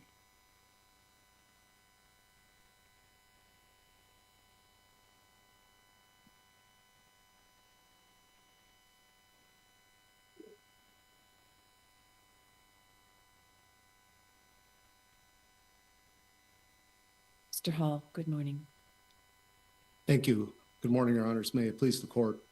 We're here on an appeal today of a denial of qualified immunity because two detectives face the prospect of being found to violate the Constitution for one of the detectives having a less than 1 minute discussion with a maximum security inmate outside of that inmate's cell door. I'd like to go back to Chief Judge Sykes's observation that this is a weird caption. What is the basis for your clients proceeding anonymously? We have no desire to proceed anonymously as respondents. My understanding is that that was compelled in order to protect the identity of the appellee. I don't see how revealing the identity of a couple of public employees would reveal anybody else's identity. I agree with Do you you? completely, Your Honor. And it's bizarre. We see cases like this all the time where the state employees proceed in their own names. So you agree there's no basis for your clients to be anonymous? I agree with that completely, and we proceeded that way in the lower court. Okay, thank you. The detectives were following up on a tip related to an attempted homicide case that was about to go to trial. And in response to correspondence received by the appellee, and it's going to be awkward to continue to use that, the detectives really made 3 efforts to attempt to gain more information from the appellee. It started with a phone call, but that wasn't good enough for the appellee. From there, detectives came to the prison in an effort to meet with the appellee away from his cell in a conference room. The conference room did have a window, but it was nowhere near the individual who was subject to the criminal prosecution cell. And when all of that failed, the detective made a determination to take one last shot, to take one last effort to see whether or not this inmate was truly willing to cooperate and provide information. And so he went to the inmate's cell door, knocked on the door, and in the course of about 40 seconds, identified himself as a sheriff's detective from Columbia County, indicated that he was here to talk about a letter that they received, did not divulge the details of the letter, didn't divulge a specific case, didn't divulge the names of any inmates. When the appellee refused to engage, the detective simply said, "This is your last chance. This is the final time I'm here to talk about this." And that was the end of it. We now have these detectives potentially facing Eighth Amendment liability, despite the fact that while the appellee maintains that that communication was sufficient enough to out him as a snitch, there was no assault. There was no inmate on inmate violence. The only claim in this case is purely psychological harm. Now, it's important to recall we're here on a qualified immunity appeal. In order to defeat a motion for summary judgment based on qualified immunity, the contours of the constitutional right need to be clearly established within the circuit. Is there a clear trend going this way of the law with regard to that particular right? The Eighth Amendment Right. right and the harm. I don't think you can identify a trend in any direction. What we can identify is that the published decisions from this court, going from Babcock to Doe, even to Glover, really do stand for the proposition that when we evaluate the case under the Eighth Amendment, there needs to be some physical harm. It's the assault itself. It's the failure to prevent a reasonably preventable assault that violates the Constitution. It's not the threat of assault or the risk of assault. And that point is driven home in Babcock, in Doe, and other circuits have taken notice. The Eighth Circuit, the Tenth Circuit, admittedly have issued decisions that would seem to be contrary to those rulings. And those courts have noted that. But within the Seventh Circuit, the published decisions from this court have put detectives like my clients on notice that in the absence of an actual assault, there is no viable Eighth Amendment claim. I think what's happening in some of this court's unpublished decisions is there's a blending of the PLRA nominal damages for in the event that there isn't a physical harm with the Eighth Amendment's consideration of, is there significant harm? So under the Eighth Amendment, given the Supreme Court's decision in Farmer, the courts are instructed to review whether or not there's a significant risk of serious harm. And this court has concluded that when we look at that serious harm component, that in the absence of there being some physical harm, and if we're talking about a conditions of confinement case, so not a use of force case under the Eighth Amendment, then in that event, there needs to be physical harm. That's been the rulings of this court from Babcock and Doe. That is separate and distinct from a damages consideration under the PLRA. Under the PLRA, of course, if there is no physical harm, damages are limited to only nominal damages. And so when courts, and even this court, when this court has evaluated this issue in unpublished decisions, and I'm speaking specifically to certainly the Turner versus Pollard case, this issue of the application of the serious harm under the Eighth Amendment wasn't even on the table. It wasn't discussed by the court. I don't know that it was even considered by the parties. It was purely just, well, the PLRA applies to this, so therefore nominal damages are all out. Our argument has been, we don't even get to that. Without the serious harm, without the actual inmate on inmate attack, this is not a cognizable Eighth Amendment claim. What if we end up not going down the prong 2 route of qualified immunity and go down the prong 1? Does that present a problem with regard to either the disputed issue material fact or MS's role? I think the ultimate question, if the court were to go down the first prong, is going to be the role of that phone call that occurred after the visit, okay? And for purposes of appeal, for purposes of summary judgment, we accepted the appellee's resuscitation of what occurred during that call. And that call, according to the appellee, was effectively the other detective who was not there, accepting responsibility, more or less apologizing for having the detective go to his cell door. What that does not do, though, is that does not establish any malicious intent to cause the inmate harm. What it may establish is that, again, giving the appellee every benefit, as we're required to do, maybe this was a concerted effort to contact the appellee in a way that could send a message to the potential or to the criminal defendant, hey, you should take a plea here because the evidence is starting to mount up against you. That is different than the cases that we've seen in the Eighth Circuit and the Tenth Circuit, where those involve corrections officers who are physically in the prisons, who have some sort of clear animus towards the inmate, saying, I want to cause you harm. That is different than saying, even if it's a ill-founded plan, that is not consistent with what occurred in that phone call. That phone call, if we give the if we give the appellee credit for his version, essentially just establishes that this was a scheme or a plan to try to get the criminal defendant to take a plea, not to cause him harm. With that, I would like to reserve my balance for rebuttal. Thank you. That's fine, thank you. Ms. LaRosa.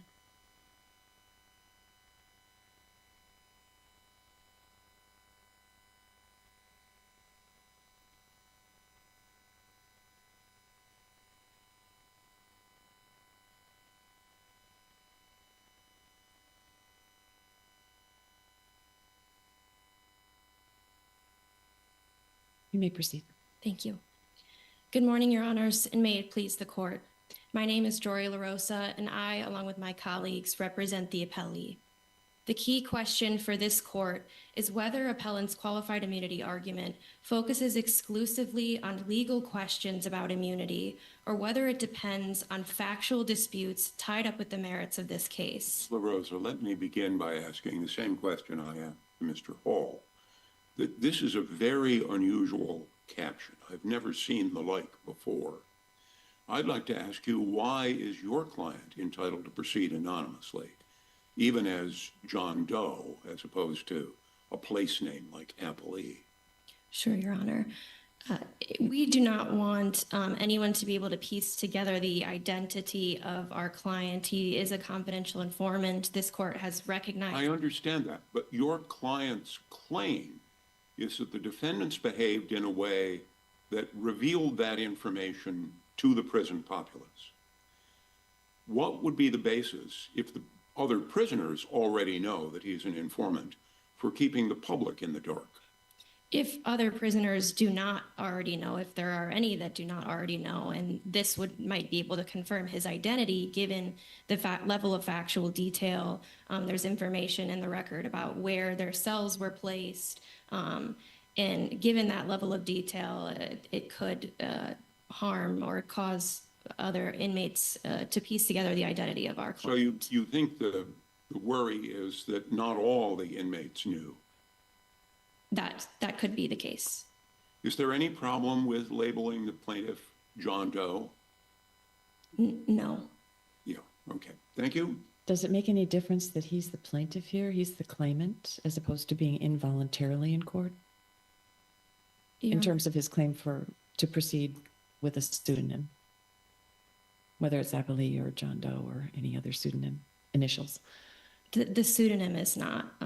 It could be John Doe or Appellant. No, I understand that, but the fact that he's the claimant here, he's not involuntarily in court as a confidential informant would be in a criminal case, for example.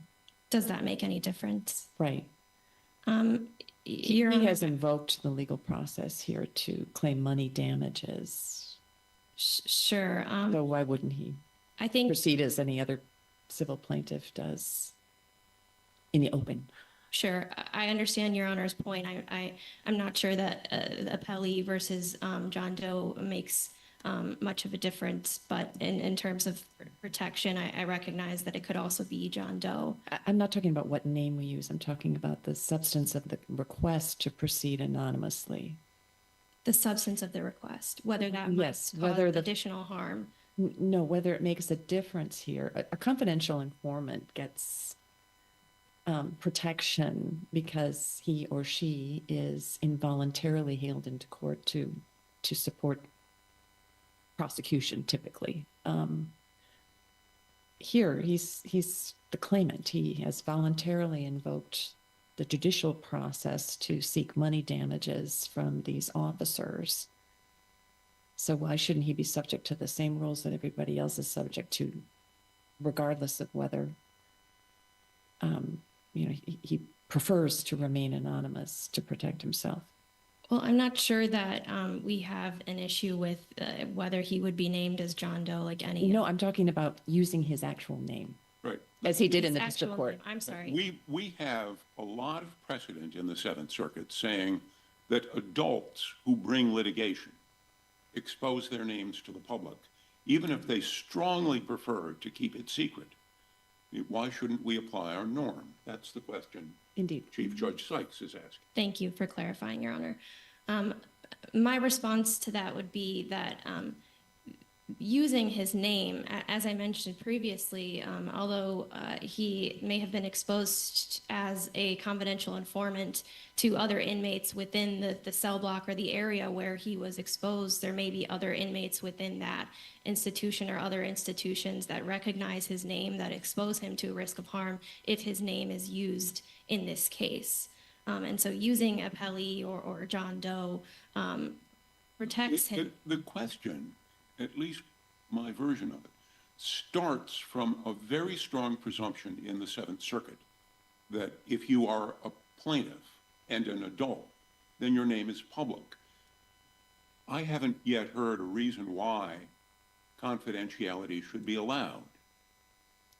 The reason why confidentiality should be allowed is because branding an inmate as a snitch can expose him to a substantial... Yeah, it turns out that a lot of people who bring lawsuits are talking about discreditable behavior that exposes them to harm. Imagine somebody who brings a Title VII suit and says, I was wrongly fired from my job on the ground of my race. And the defendant says, no, the reason you were fired is that you were incompetent and you stole from the company's supplies, right? A lot of discrediting information comes out that will leave the plaintiff harmed, but we require him to be public. That's why I'm asking, you say here's a potential harm, therefore private, but that's true in an awful lot of cases. And I take your point, Your Honor. In this case, again, it goes back to the revealing his identity in combination with the other factual details in the record could expose him as a snitch to additional inmates outside of those in his cell block, and that is our basis for the additional protection requested here.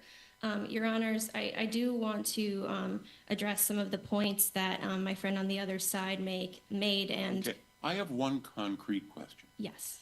Does any case in the Supreme Court or the Seventh Circuit say that prison guards or detectives or the like can be liable when they expose the prisoner to a risk, but the risk does not come to pass? Your Honor, I would turn this court to this court's decision in Babcock, where this court said that an intentional District Court decision? that this was. Yeah. My question was the Supreme Court or the Seventh Circuit? Clearly established law, certainly the Supreme Court. Maybe the courts of appeals, although the Supreme Court has left that question open. But district courts do not clearly establish the law. Your Honor, Babcock, I'm sorry, is a Seventh Circuit decision. I'm referring to Babcock versus White. This is the decision that the district court looked to in order to determine the harm that led to an Eighth Amendment violation here. The district court, based on the facts at summary judgment, credited Appellee's assertion of psychological harm. Appellee asserted that after the visit to his cell door, inmates began to extort, intimidate, and harass him. And the district court credited that assertion and found that Appellant's conduct were malicious because they intended to out Appellee as a snitch to LA, the very person whom appellants hoped Appellee would sell out. And this court looked to the Babcock decision, which in that case, this court distinguished claims in which a prisoner alleged a mere failure to prevent exposure to risk of harm, which does not state an Eighth Amendment claim, from those claims in which a prisoner alleges that an officer intentionally inflicts psychological harm, which can state an Eighth Amendment claim. And I would direct this court to the fact in the district court record that the district court credited, which is that phone call after the visit to Appellee's cell, in which appellants admitted to outing him and admitted to doing that intentionally and then apologized for those actions. My friend on the other side tends to ignore that fact in their argument today and also in their briefing, and that is a key fact both for the both prongs of the qualified immunity analysis. Does that apply to each of your clients, though? Does it apply equally to KJ and MS? Because we're dealing with intentionality here. There's a certain state of mind requirement before there can be this type of constitutional claim. And for that to occur, does it separate for each of your clients? Your Honor, while KJ was the appellant who went to the cell door, when MS made the phone call, he apologized and said that it was both of their plan to out him. That is on page 5 of the record. And again, that is a key fact that goes to both prongs of the qualified immunity analysis. On page 5 of the record, you can see, Your Honors, appellee asserts that MS apologized and explained that he decided the best way was to let LA know he would be convicted at trial was to out appellee as their snitch.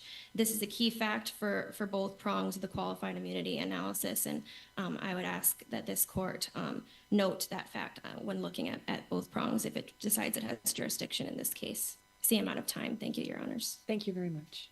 Mr. Hall.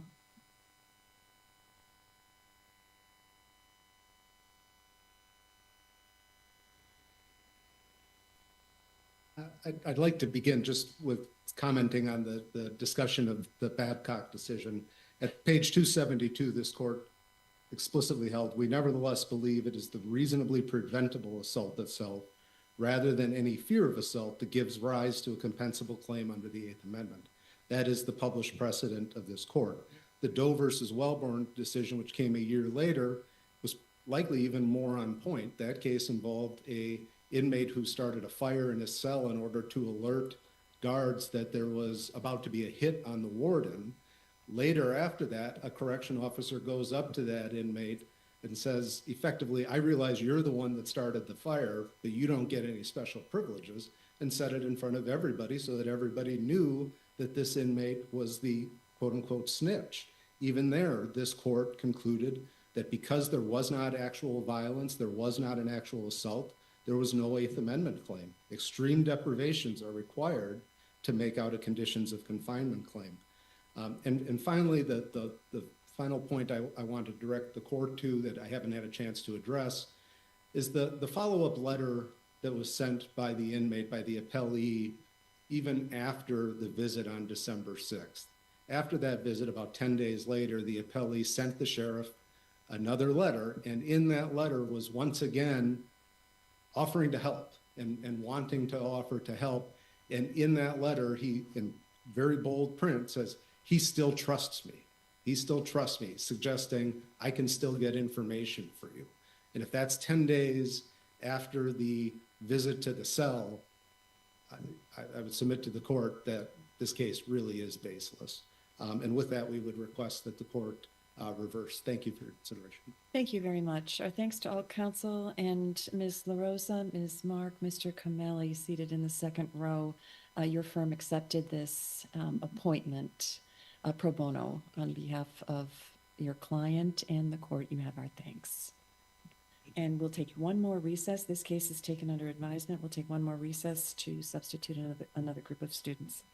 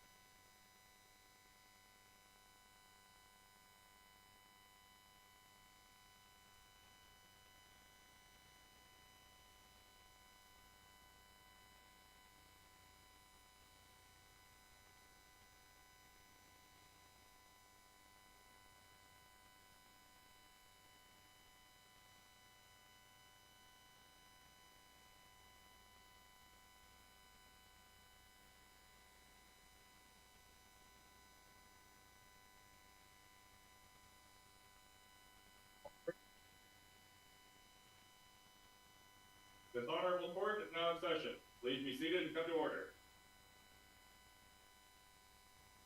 All right, good morning to another set of students. We'll get started with our last two cases today. Case number 5 is Childs versus Webster. I have Becca Steinberg.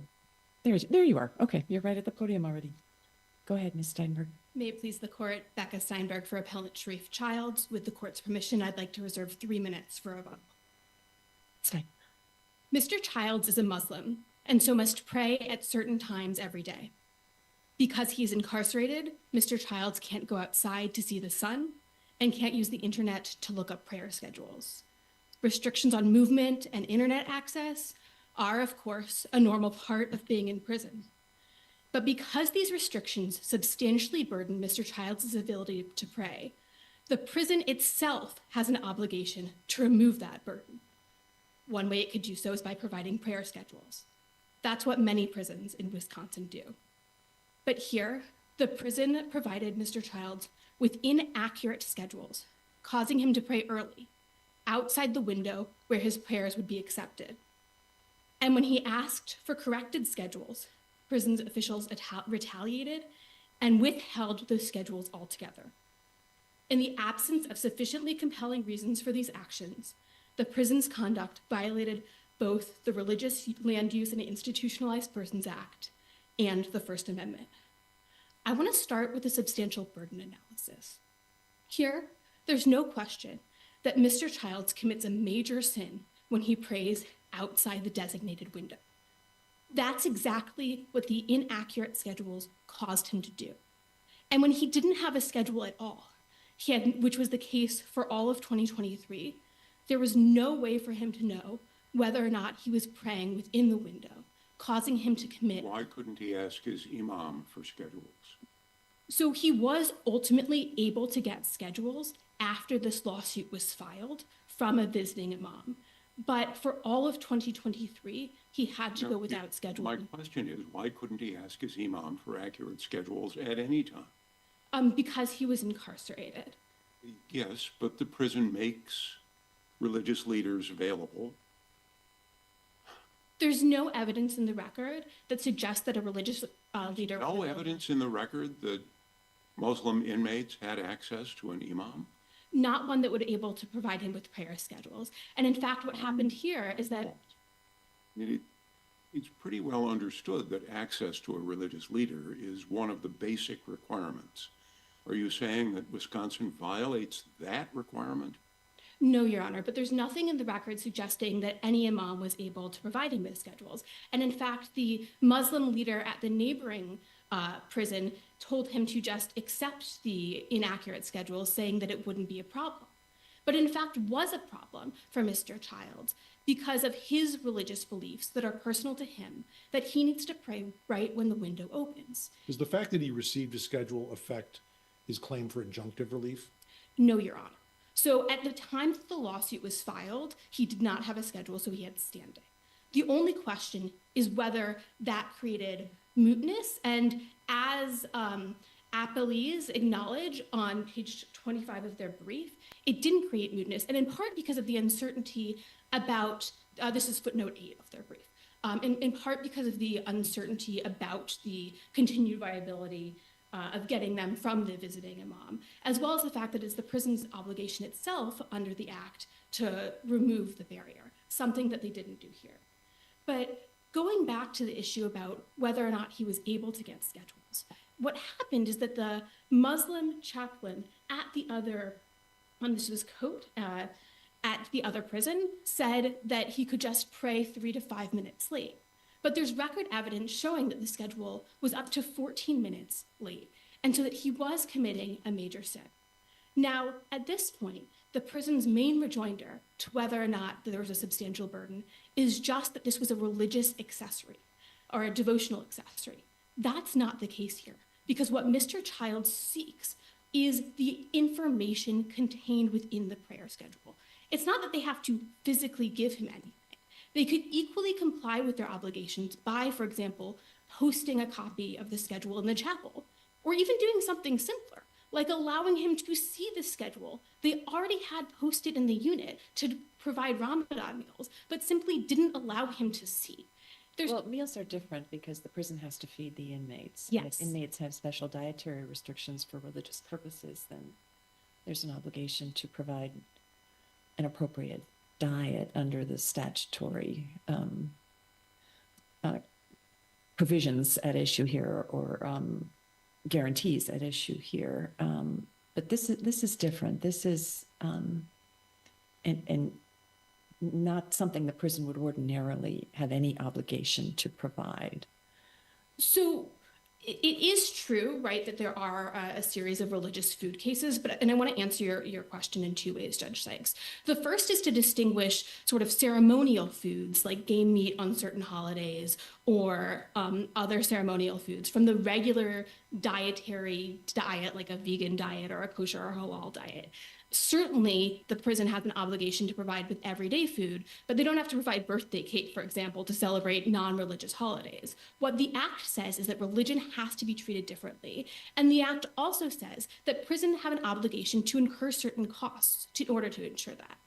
And the second response I want to give to your question, Judge Sykes, about what's going on here is the reason it matters that the prison itself had the schedule already available to him is twofold, or already available, just not to him, is twofold.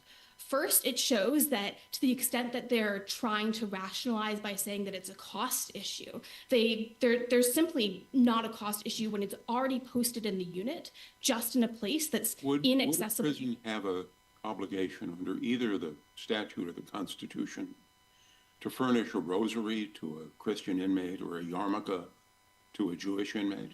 So the rosary issue was at issue in Ortiz, and in Ortiz, the court held that Mr. Ortiz stated a claim when he said that there wasn't a rosary provided to him. So the answer to that question, Judge Easterbrook, is yes. Just like they would have an obligation to provide someone with a woman inmate who wouldn't wear pants with an appropriate. With what? A female inmate, for example, whose religion kept her from wearing pants with a jumpsuit dress, as many prisons already do. The other analogy, though, that I think is quite apt is consider a prisoner who's in solitary confinement and so not able to use the normal mechanisms to tell even what day it is, right? In that case, if the prisoner didn't have any way of knowing whether it was Yom Kippur so that they could fast, or knowing that it was Easter so that they could pray, certainly the prison would have an obligation to tell them what day those things happened on. The same thing is true equally here, no less because it has to do with a specific time than that it has to do with a specific day, like the Would granting child's claim here lead to a slippery slope where prisons would be required for any inmate's sincerely held religious belief that anytime they need an item of worship, they get it? And how does that juxtapose with the Supreme Court's decision in Cutter? No, Your Honor, it wouldn't, and I want to answer that in three parts. First, I would point to page 36 of that appellee brief, where they say that there is, quote, no record evidence, end quote, about the cost here. So even if it could somehow lead to the slippery slope argument, it's the prison's obligation to actually put forward evidence in that. As this court recognized in Schlemm, Pin Site 365, Koger, Pin Site 800, that the prison actually has an obligation to prove that slippery slope argument, not just to allege it here. Second, to the extent that the prison is trying to prove that, they can't do so on the first time on appeal. This was not raised in the district court. And the third thing, Judge Brennan, that I want to go back to is that your question was about this being a devotional accessory. But as I mentioned here, it's not a devotional accessory at all. That is, there's not a physical thing that they have to hand him in order to comply with this. So truly, it's one step away from a devotional accessory. Exactly. In the sense of it aids the devotion, but not necessarily, the purpose of it's behind the timing versus the actual devotion. Exactly, Your Honor. So for example, let's say there were mass services at 11 a.m. every day, but the prison left the inmate with no way to know when it was 11 a.m. because they hid all of the clocks. Certainly, it's not enough to tell the inmates that mass starts at 11. You have to have some way for an inmate to be able to tell when 11 o'clock takes place, presumably by making clocks available. The same thing is true in this case here. And so I'd like to now move on to the prison's justification.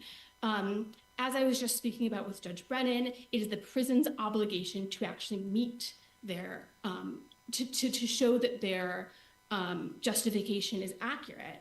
And this court has not credited the prison's obligation if it's inconsistent with their practice. So, for example, here, the prison had been providing Mr. Childs with a schedule until he complained about it being inaccurate. And this is JA 117, paragraph 10, the Jackson Declaration. Mr. Jackson had been incarcerated for over 30 years and never previously been denied a schedule. In fact, here, there's an express causal link between Mr. Childs' complaint and the retaliation of not providing the schedule. For that, I would point to JA 122 to 123, paragraphs 29 to 30, which is after Childs brought the issue to Lindgren's attention. That was when Lindgren said he wouldn't provide any more schedules, and Moore stated expressly that Lindgren told him not to provide any more schedules at this point. So a reasonable jury could draw the inference that the reason for withholding the schedules is retaliatory. And a retaliatory reason is not a legitimate penological interest as required under Turner, nor is it a compelling interest as required by the statute itself. If there are no further questions at this time, I'd like to reserve the remainder of my time for rebuttal. That's fine. Thank you. Thank you. Mr. Roth. Good morning, Your Honors. May it please the Court, Assistant Attorney General Colin Roth on behalf of the Wisconsin Department of Corrections appellees. This case asks whether prisons must entangle themselves with inmates' religious practices by procuring devotional accessories for them at state expense. Courts uniformly answer no for good reason. The Religious Land Use and Institutionalized Persons Act and the Free Exercise Clause aim at removing state-imposed barriers to religious practice. And so they require only that prisons allow inmates to obtain religious items on their own. The Wisconsin Department of Corrections does just that. Its policy allows that. And this clear rule keeps prisons out of the error-prone business of procuring religious items for a religiously diverse prison population. What about Ms. Steinberg's argument that it's not actually a religious item, but just a timing, like a calendar? Well, right. So two responses to that. The timing, there's no allegation here that Mr. Childs was unable to tell what time it was. This would be a different case, perhaps, if he were in solitary confinement. It could never see what time of day it was and thus could not determine what time to pray. But there's no indication that he just never knew what time it was. What he wants is information. And I find this to be an even more remarkable proposition, that the state now has an obligation to essentially instruct its inmates, like Mr. Childs, Muslim inmates, about what times they must pray. That is essentially the rule that the appellant is asking for here. And I think that extends far beyond prayer times. Imagine the Lord's Prayer, the Nicene Creed. The Catholics have an obligation or a right to come to prison officials and ask them for a copy of these prayers so they can do them properly. I don't think so. Courts have been very consistent, and we cite a number of cases in our brief, both at page 21, pages 33 to 34, where courts have uniformly declined to say that prisons have a duty to supply holy books to their inmates, the Quran, the Holy Bible, etc. And I think if that's true, it's hard for me to understand why a prayer schedule would somehow fall into a different territory. And I think the simplest way to resolve this case is to simply look at the text of the act. It's very, very clear. It says, quote, the act, quote, does not create a right of any person to receive government funding for a religious activity. And I think that's precisely what they're asking for here. That's what Cutter recognized when it says the act does not require a state to pay for an inmate's devotional accessories. I don't think that principle is in dispute under the Free Exercise Clause, and we'll even set aside Smith for the sake of argument. I think that also defeats their claim. Chief Justice Berger back in Cruz, I think this is a very sort of sensible statement that sort of underlines the principle here. There cannot possibly be any constitutional or legal requirement that the government provide materials to inmates for every religion and sect practiced in this diverse country. At most, religious materials cannot be denied to prisoners if someone offers to supply them. And that's exactly what's going on here. You can see that distinction reflected in many of the cases where it's true if a prison sets a bar and says, no, you may not possess a rosary, or you may not possess a copy of your holy text, that absolutely can in circumstances support a claim. Now there's exceptions perhaps for security, we have to look at the circumstances, but generally there can be a problem if the prison says, no, you may not possess this item.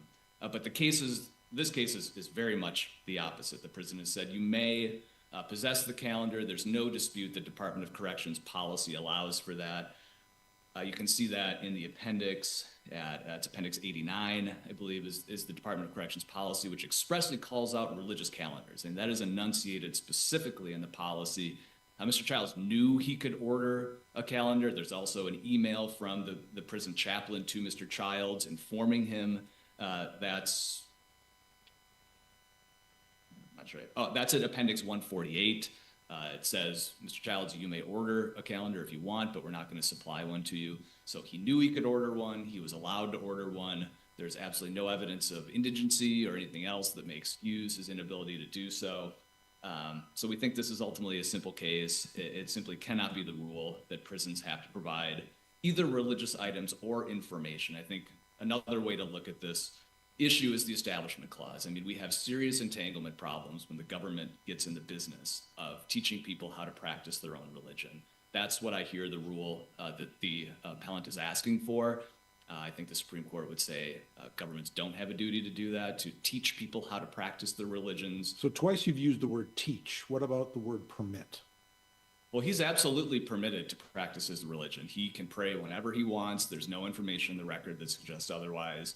Again, what he wants is for the state to inform him of his religious duties. When do I have to pray? Isn't that overstatement? I don't hear them saying, yes, the prison is going to tell him how to be a good Muslim. That's not it. He's asking, to be a good Muslim, I've got to do certain things. It's required 5 times a day. These are the times. There's a problem if I don't have the time. That's far different than instruction by the prison as to how to be a good Muslim. Well, I think he's asking the prison to tell him when, I mean, he's asking the prison to tell him when he has to pray. Imagine the content of the prayers. I mean, if we don't have to supply him with the Quran. I can't see that. The schedule doesn't say you must pray at particular times. The schedule he wants identifies particular times of the day, and he can then do what he wants with those times of the day. He could, he could kneel facing west rather than facing Mecca. He could do what he wants. All he wants is to know times of the day. Well, I think it's more than that, Judge Easterbrook. It's not any times of the day. It has to be times of the day that comply with the Muslim faith. Particular times of the day. That's clear. Right, but he doesn't want a document saying you should pray at the following 5 times. Well, I think the embedded in that premise, however, is the times of day have religious significance for Muslims. We absolutely acknowledge that. And so what he wants to know are which times. Suppose he asks for a prayer mat. Sorry? Suppose he asks for a prayer mat and says a good Muslim does not kneel straight on the floor, but on a prayer mat. And you provide mats to other inmates. I just want a prayer mat, and I will figure out how to use it. Well, he's absolutely entitled to what other inmates get. We would not take the position that religious practice can be discriminated against in the prisons. And so he's, of course, entitled to what everyone else is entitled. If he thinks he needs something special, a unique kind of prayer mat, again, the cases hold this again and again, Your Honor. I implore you, if you, every single circuit that's considered this, every district court has said prayer mats, prayer oils, holy texts, religious apparel, yarmulkes, anything like that. I am not aware of a single case in this country that has ever held that a prison has an affirmative obligation to purchase that for an inmate. Again, what I take it then that you're saying that Ortiz is not such a case. No, Your Honor. I think if you read Ortiz carefully, including the appellant's brief, Reading Ortiz carefully is a good way to be confused. fair enough. But I think if you read the appellant's brief in Ortiz, the premise of the appeal. All I want to do is read the opinion. I don't want to read the appellant's brief in Ortiz. Sure. So I have the legislative history of our opinions. Oh dear. I read Ortiz to say, look, what the district court misconstrued my complaint to be saying the prison had an obligation to supply me with this item. And that misconstrued the complaint. How the district court should have read the complaint, I assume it was a pro se complaint, is that he was prohibited from obtaining that item. And Ortiz said, if we give that permissive and indulgent reading to the pro se complaint, we'll let this survive. I believe it was a pleading stage case, may even have been a screening stage decision.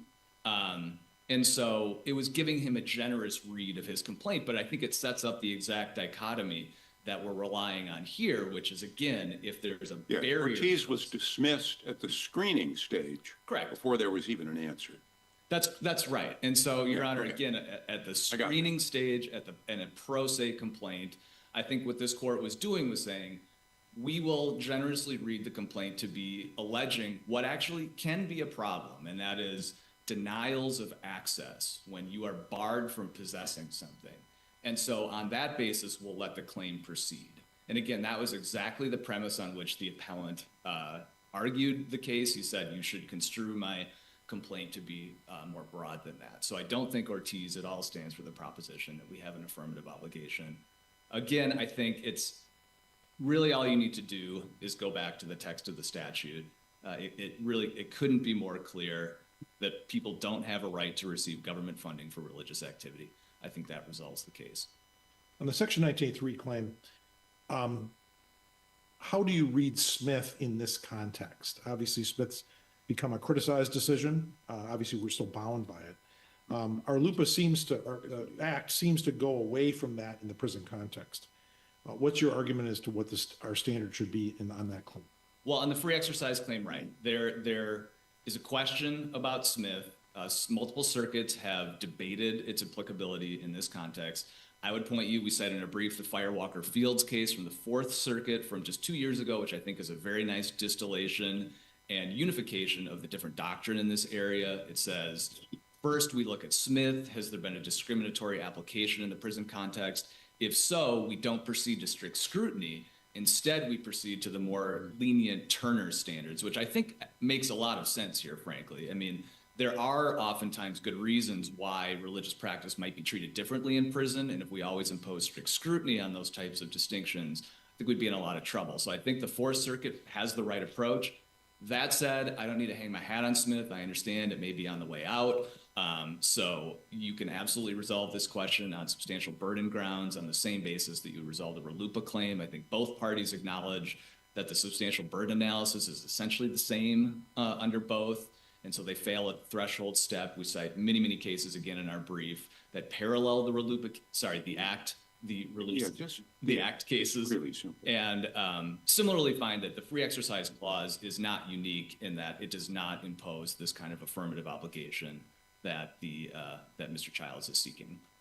So with that, I yield the remainder of my time. Thank you. Ms. Steinberg.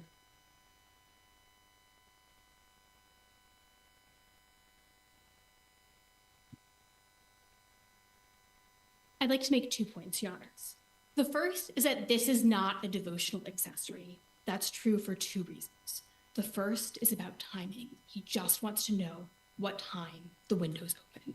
And the second is that we're not asking for the prison to provide him with anything. They could just as easily meet their obligations by posting the schedule in the chapel, again, not giving Mr. Childs anything himself, or by letting him see the schedules that they already had available for the provision of Ramadan meals. There's nothing that he needs to be provided with, so it's not a devotional accessory. Now, the appellee's focus on the text. Have there been any similar cases about the devotional schedules, like what is the time of lauds and what is the time of matin? No, Your Honor, we're not familiar with those cases. It's But puzzling that it would be only Muslims, right? There are many, many other faiths, including my reference was to Roman Catholicism, where times of day matter to the correct prayers. Yes, Your Honor, and we think it's quite telling that what happened here is that the schedule had previously been provided to Mr. Childs. So it's possible that those cases haven't arisen because, as was the case here before Mr. Childs complained and asked for corrected schedules, it's not a real burden on the prisons to actually just give them either 3 double-sided sheets of paper a year or make accessible to them information that the prison itself already has. And it's telling that appellees focusing on the text of the act, just sort of don't read the entirety of the provision that it is that they cite. So 42 USC section 2000 C-3C, of course it says that it doesn't create a right to receive government funding for a religious activity, but it continues to say this chapter may require a government to incur expenses in its own operations to avoid imposing a substantial burden on religious exercise. There are lots of things that prisons do that apply to all prisoners, like prohibiting congregation or saying that a prisoner can't choose what they eat, that the prison has to make an exception for when it burdens a person's religious beliefs. They say that he can pray whenever he wants, but what he wants to do is pray during the windows. And for all of 2023, Mr. Childs didn't have access to that information. The second point that I want to make on rebuttal is has he produced evidence at summary judgment that he didn't have any other way of procuring this information himself? I thought there really wasn't any evidence in the record of that. He says that he wasn't able to have these schedules for all of 2023. A reasonable jury could infer, all we're asking for is fact-finding, a reasonable jury could infer that it wasn't possible based on how central he states that it was to his belief. Well, no, not the centrality of this practice, but whether there were other options for obtaining the information about the time of day.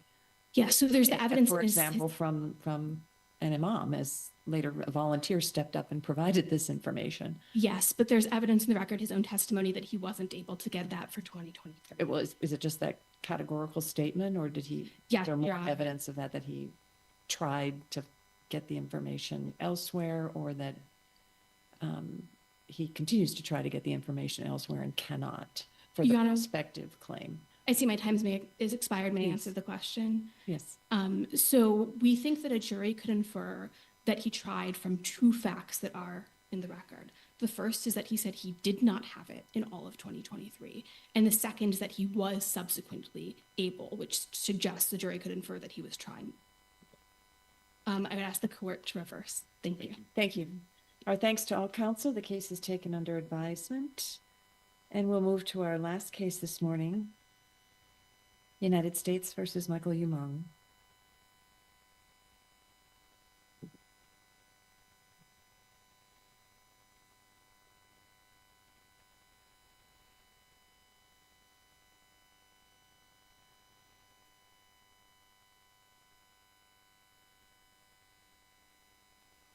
Yes, please. Good morning, Mr. Jensen.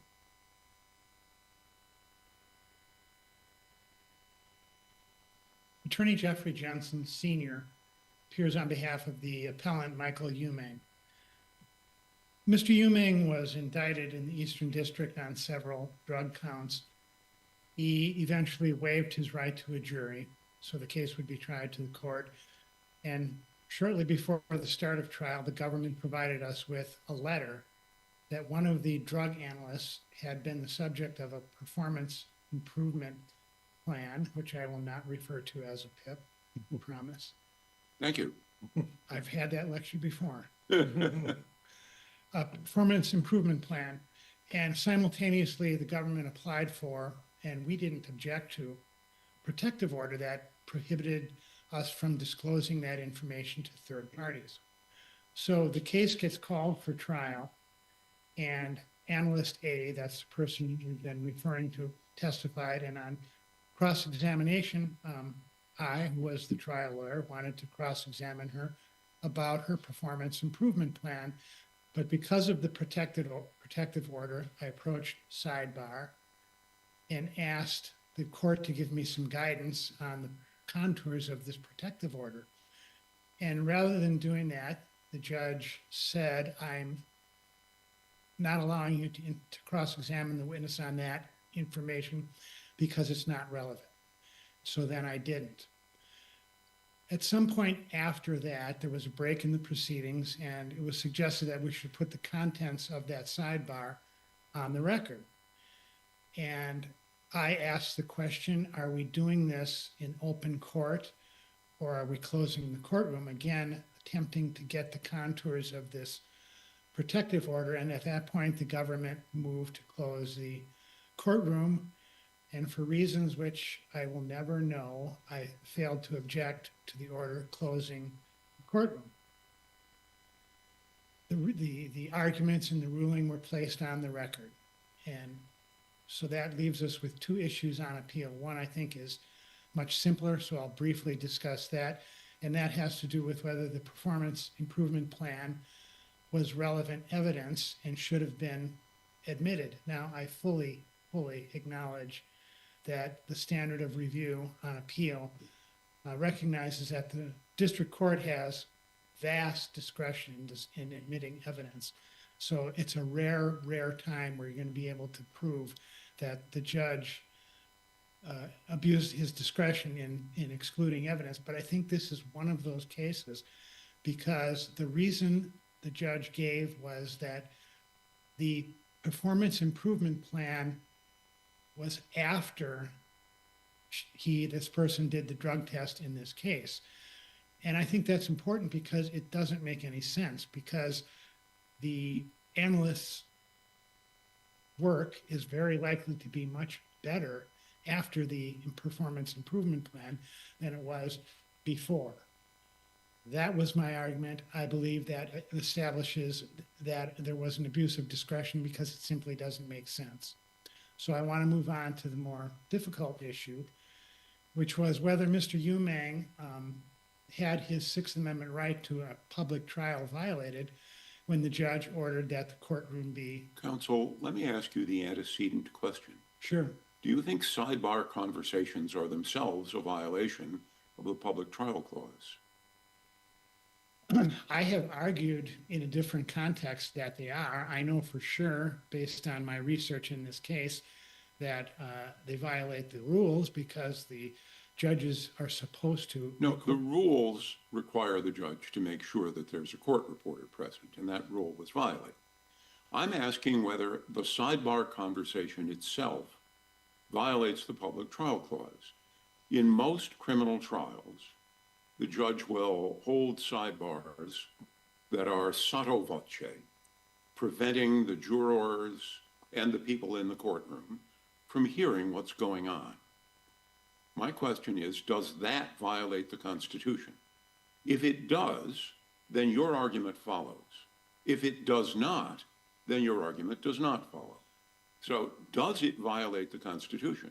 Are district judges violating the public trial clause every day in criminal trials? That's the question. And the answer to the question is yes. I've made that exact argument in other cases, primarily in state court. You ever won in a federal court of appeals on that argument? I have not, Your Honor, no. But the question to me was, do I think it violates the... I didn't really ask you if you thought. I asked you if it does. Yes, it does. It does, Your Honor. Because the defendant is not present in the sense that he cannot hear the conversation that's going on between the judge and the lawyers. He is not the public for this purpose. The people in the audience can never hear the conversation at a sidebar. Oh, That's the purpose of the sidebar. Sometimes, indeed, judges use machines that muffle the sound and prevent anybody in the audience from hearing it. Then I'll change my answer. I don't think it does. What I was thinking of was the defendant's right to be present during all critical stages. Yeah, that's not the public trial question. Right. I misunderstood the question. So the answer to this issue, I think, lies in this dissonance that I think exists between Walton versus Briley, which was a 2003 case in which the Seventh Circuit said that this is a fundamental right and it can only be waived on the record knowingly, voluntarily, and intelligently. So therefore, the lawyer's failure to object in that case didn't matter. And United States versus Anderson, which is, I think, a 2018 case in which the Seventh Circuit acknowledged Walton versus Briley, did not overrule it, but just said it doesn't apply in Anderson because under the plain error analysis, he can't meet prongs 1 and 2 because it was a trivial violation. Let me ask you, Mr. Jensen, a question about that particular time frame, because you were present. It's before the description of the sidebar. You ask, quote, should we do it in open court or should we seal the court? That's from page 155 of the transcript. The transcript won't reveal whether that statement was being made by you to Judge Stadtmiller, whether it was being made to the government, whether it was being made to so people in the audience might know that there's an issue. The reason I ask is it could go to the invited error question. Your comments on that? Well, if you're asking me to tell you outside the record who it was said to, and I don't know if Mr. Funnell was there. I don't think he was there, but it was said to the judge. It was directed to the court. I was asking, what are the contours of this protective order? Because in the last few years, there's been this proliferation of protective orders in federal court, and it's always in the back of your mind, well, am I going to inadvertently violate a protective order? I think that's what I was asking. It's somewhat surreal because we're in a bench trial. And I can't imagine this courtroom was packed. Well, I don't remember who was in the courtroom, but that was my reason for asking it, that I didn't want to divulge that information in a public setting without the court allowing me to do so. Very good. So back to this dissonance between Walton versus Briley and Anderson. Walton never talked about the plain error rule. But I think if you did apply the plain error rule to Walton, it meets all of the criteria. There was an error. It was very obvious. It affected the defendant's substantial rights because it involved a fundamental right to a public trial, and it made a difference. This is the government in their reply or their responsive brief argued that the violation here was trivial. And it was not trivial because unlike in both Walton and Anderson, the closure was done accidentally. In other words, the proceedings went past 5 o'clock when the courthouse was no longer open. Here there was a motion by the government and an order by the judge closing the courtroom. So that was not trivial, and it should have been obvious, and it affected a fundamental right for Mr. Umang. And therefore, I think even if we apply the plain error rule, Mr. Umang still succeeds. And I reserve 2 minutes for my rebuttal. Thank you. Mr. Funnell.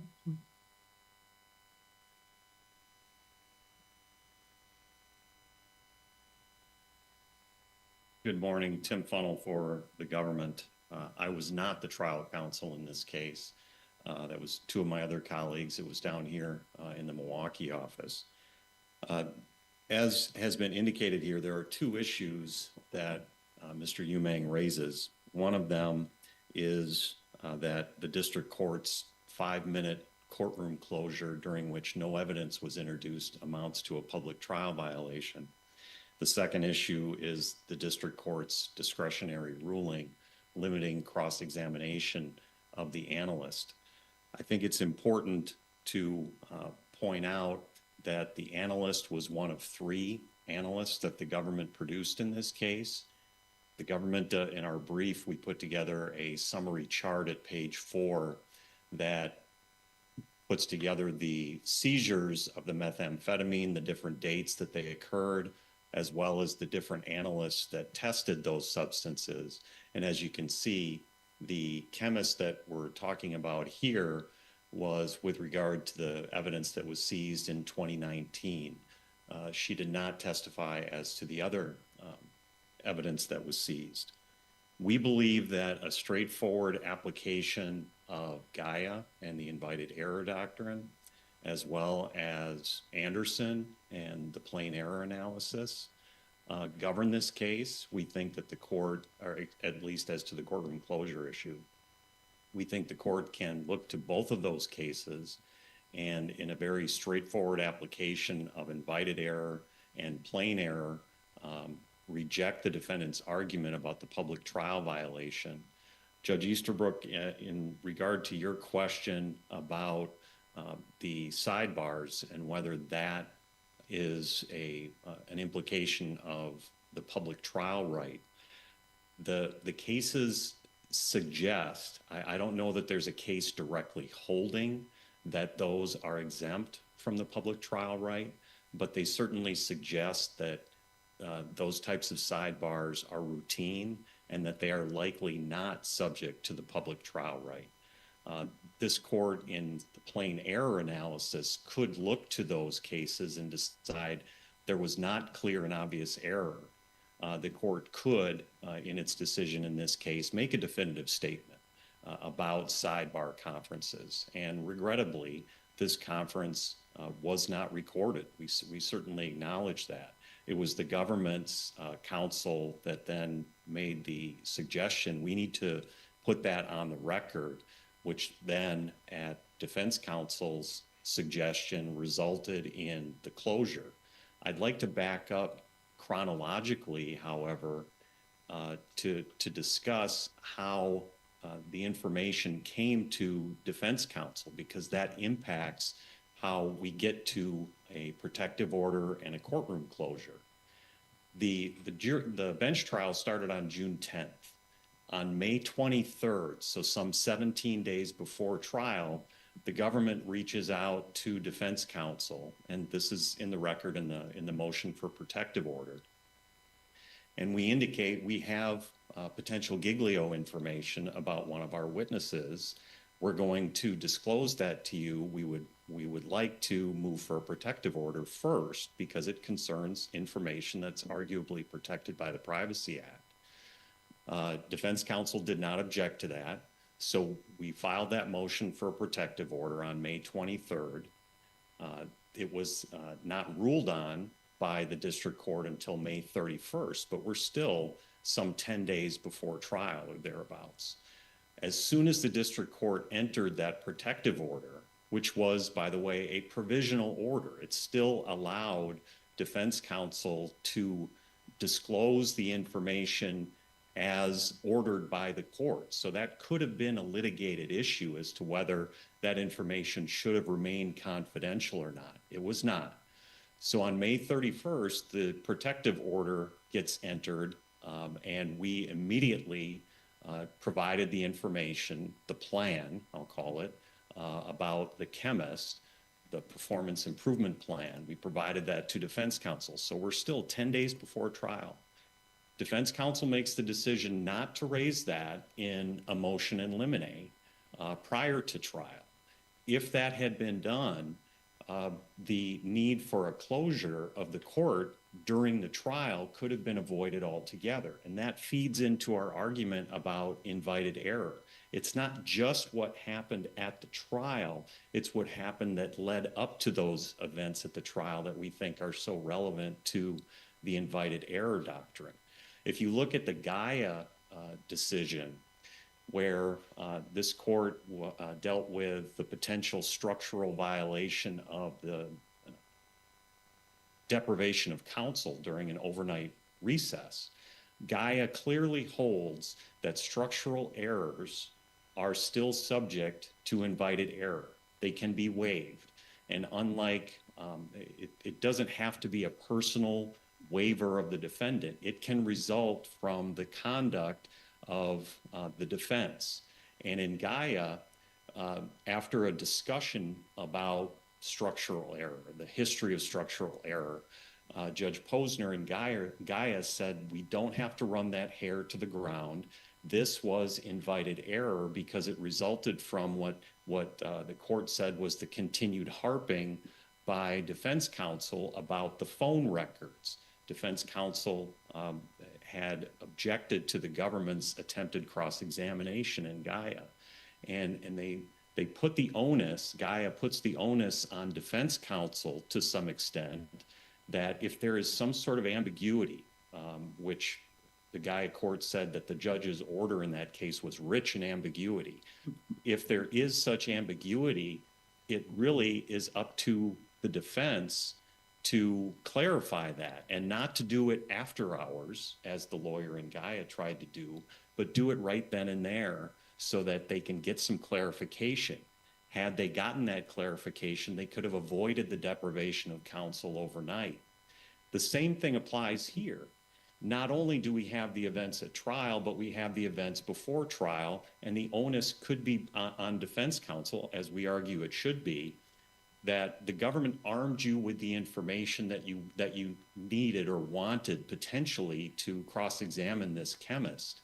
It is then up to defense counsel to decide the procedure. And here, defense counsel, by waiting until trial, realized it's still pursuant to the protective order. I shouldn't just talk about it in open court. To his credit, defense counsel realized that. So they asked for the confidential sidebar. The sidebar then, of course, is not recorded.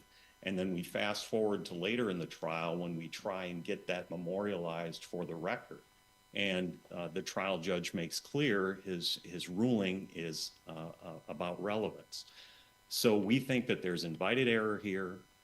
We also think that there's plain error. We rely primarily on Anderson. Anderson involved presentation. You think there is not plain error? Oh, I'm sorry. The plain error standard of review applies. Yes, thank you, Your Honor, for clarifying. We think that plain error review governs here and that the defense has not overcome that test. In Anderson, the amount of evidence that was presented during the time that the courthouse was closed, and Walton makes clear it doesn't matter whether it was intentional or not. So we don't believe that that point is impactful here.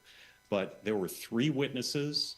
There was part of the defense's argument, closing argument, the government's entire rebuttal argument, the charging conference, and the reception of the verdict. All of that occurred in Anderson during the time that the courthouse doors were locked, and this court held that to be a trivial error. If those facts in Anderson are a trivial error, certainly here, where we're talking about a 5-minute courtroom closure during which no evidence was introduced, is also trivial. We look at whether that error infected the entire framework of the trial. That's supposed to be the rubric about assessing the effect of a public trial violation. And certainly that is not the case here.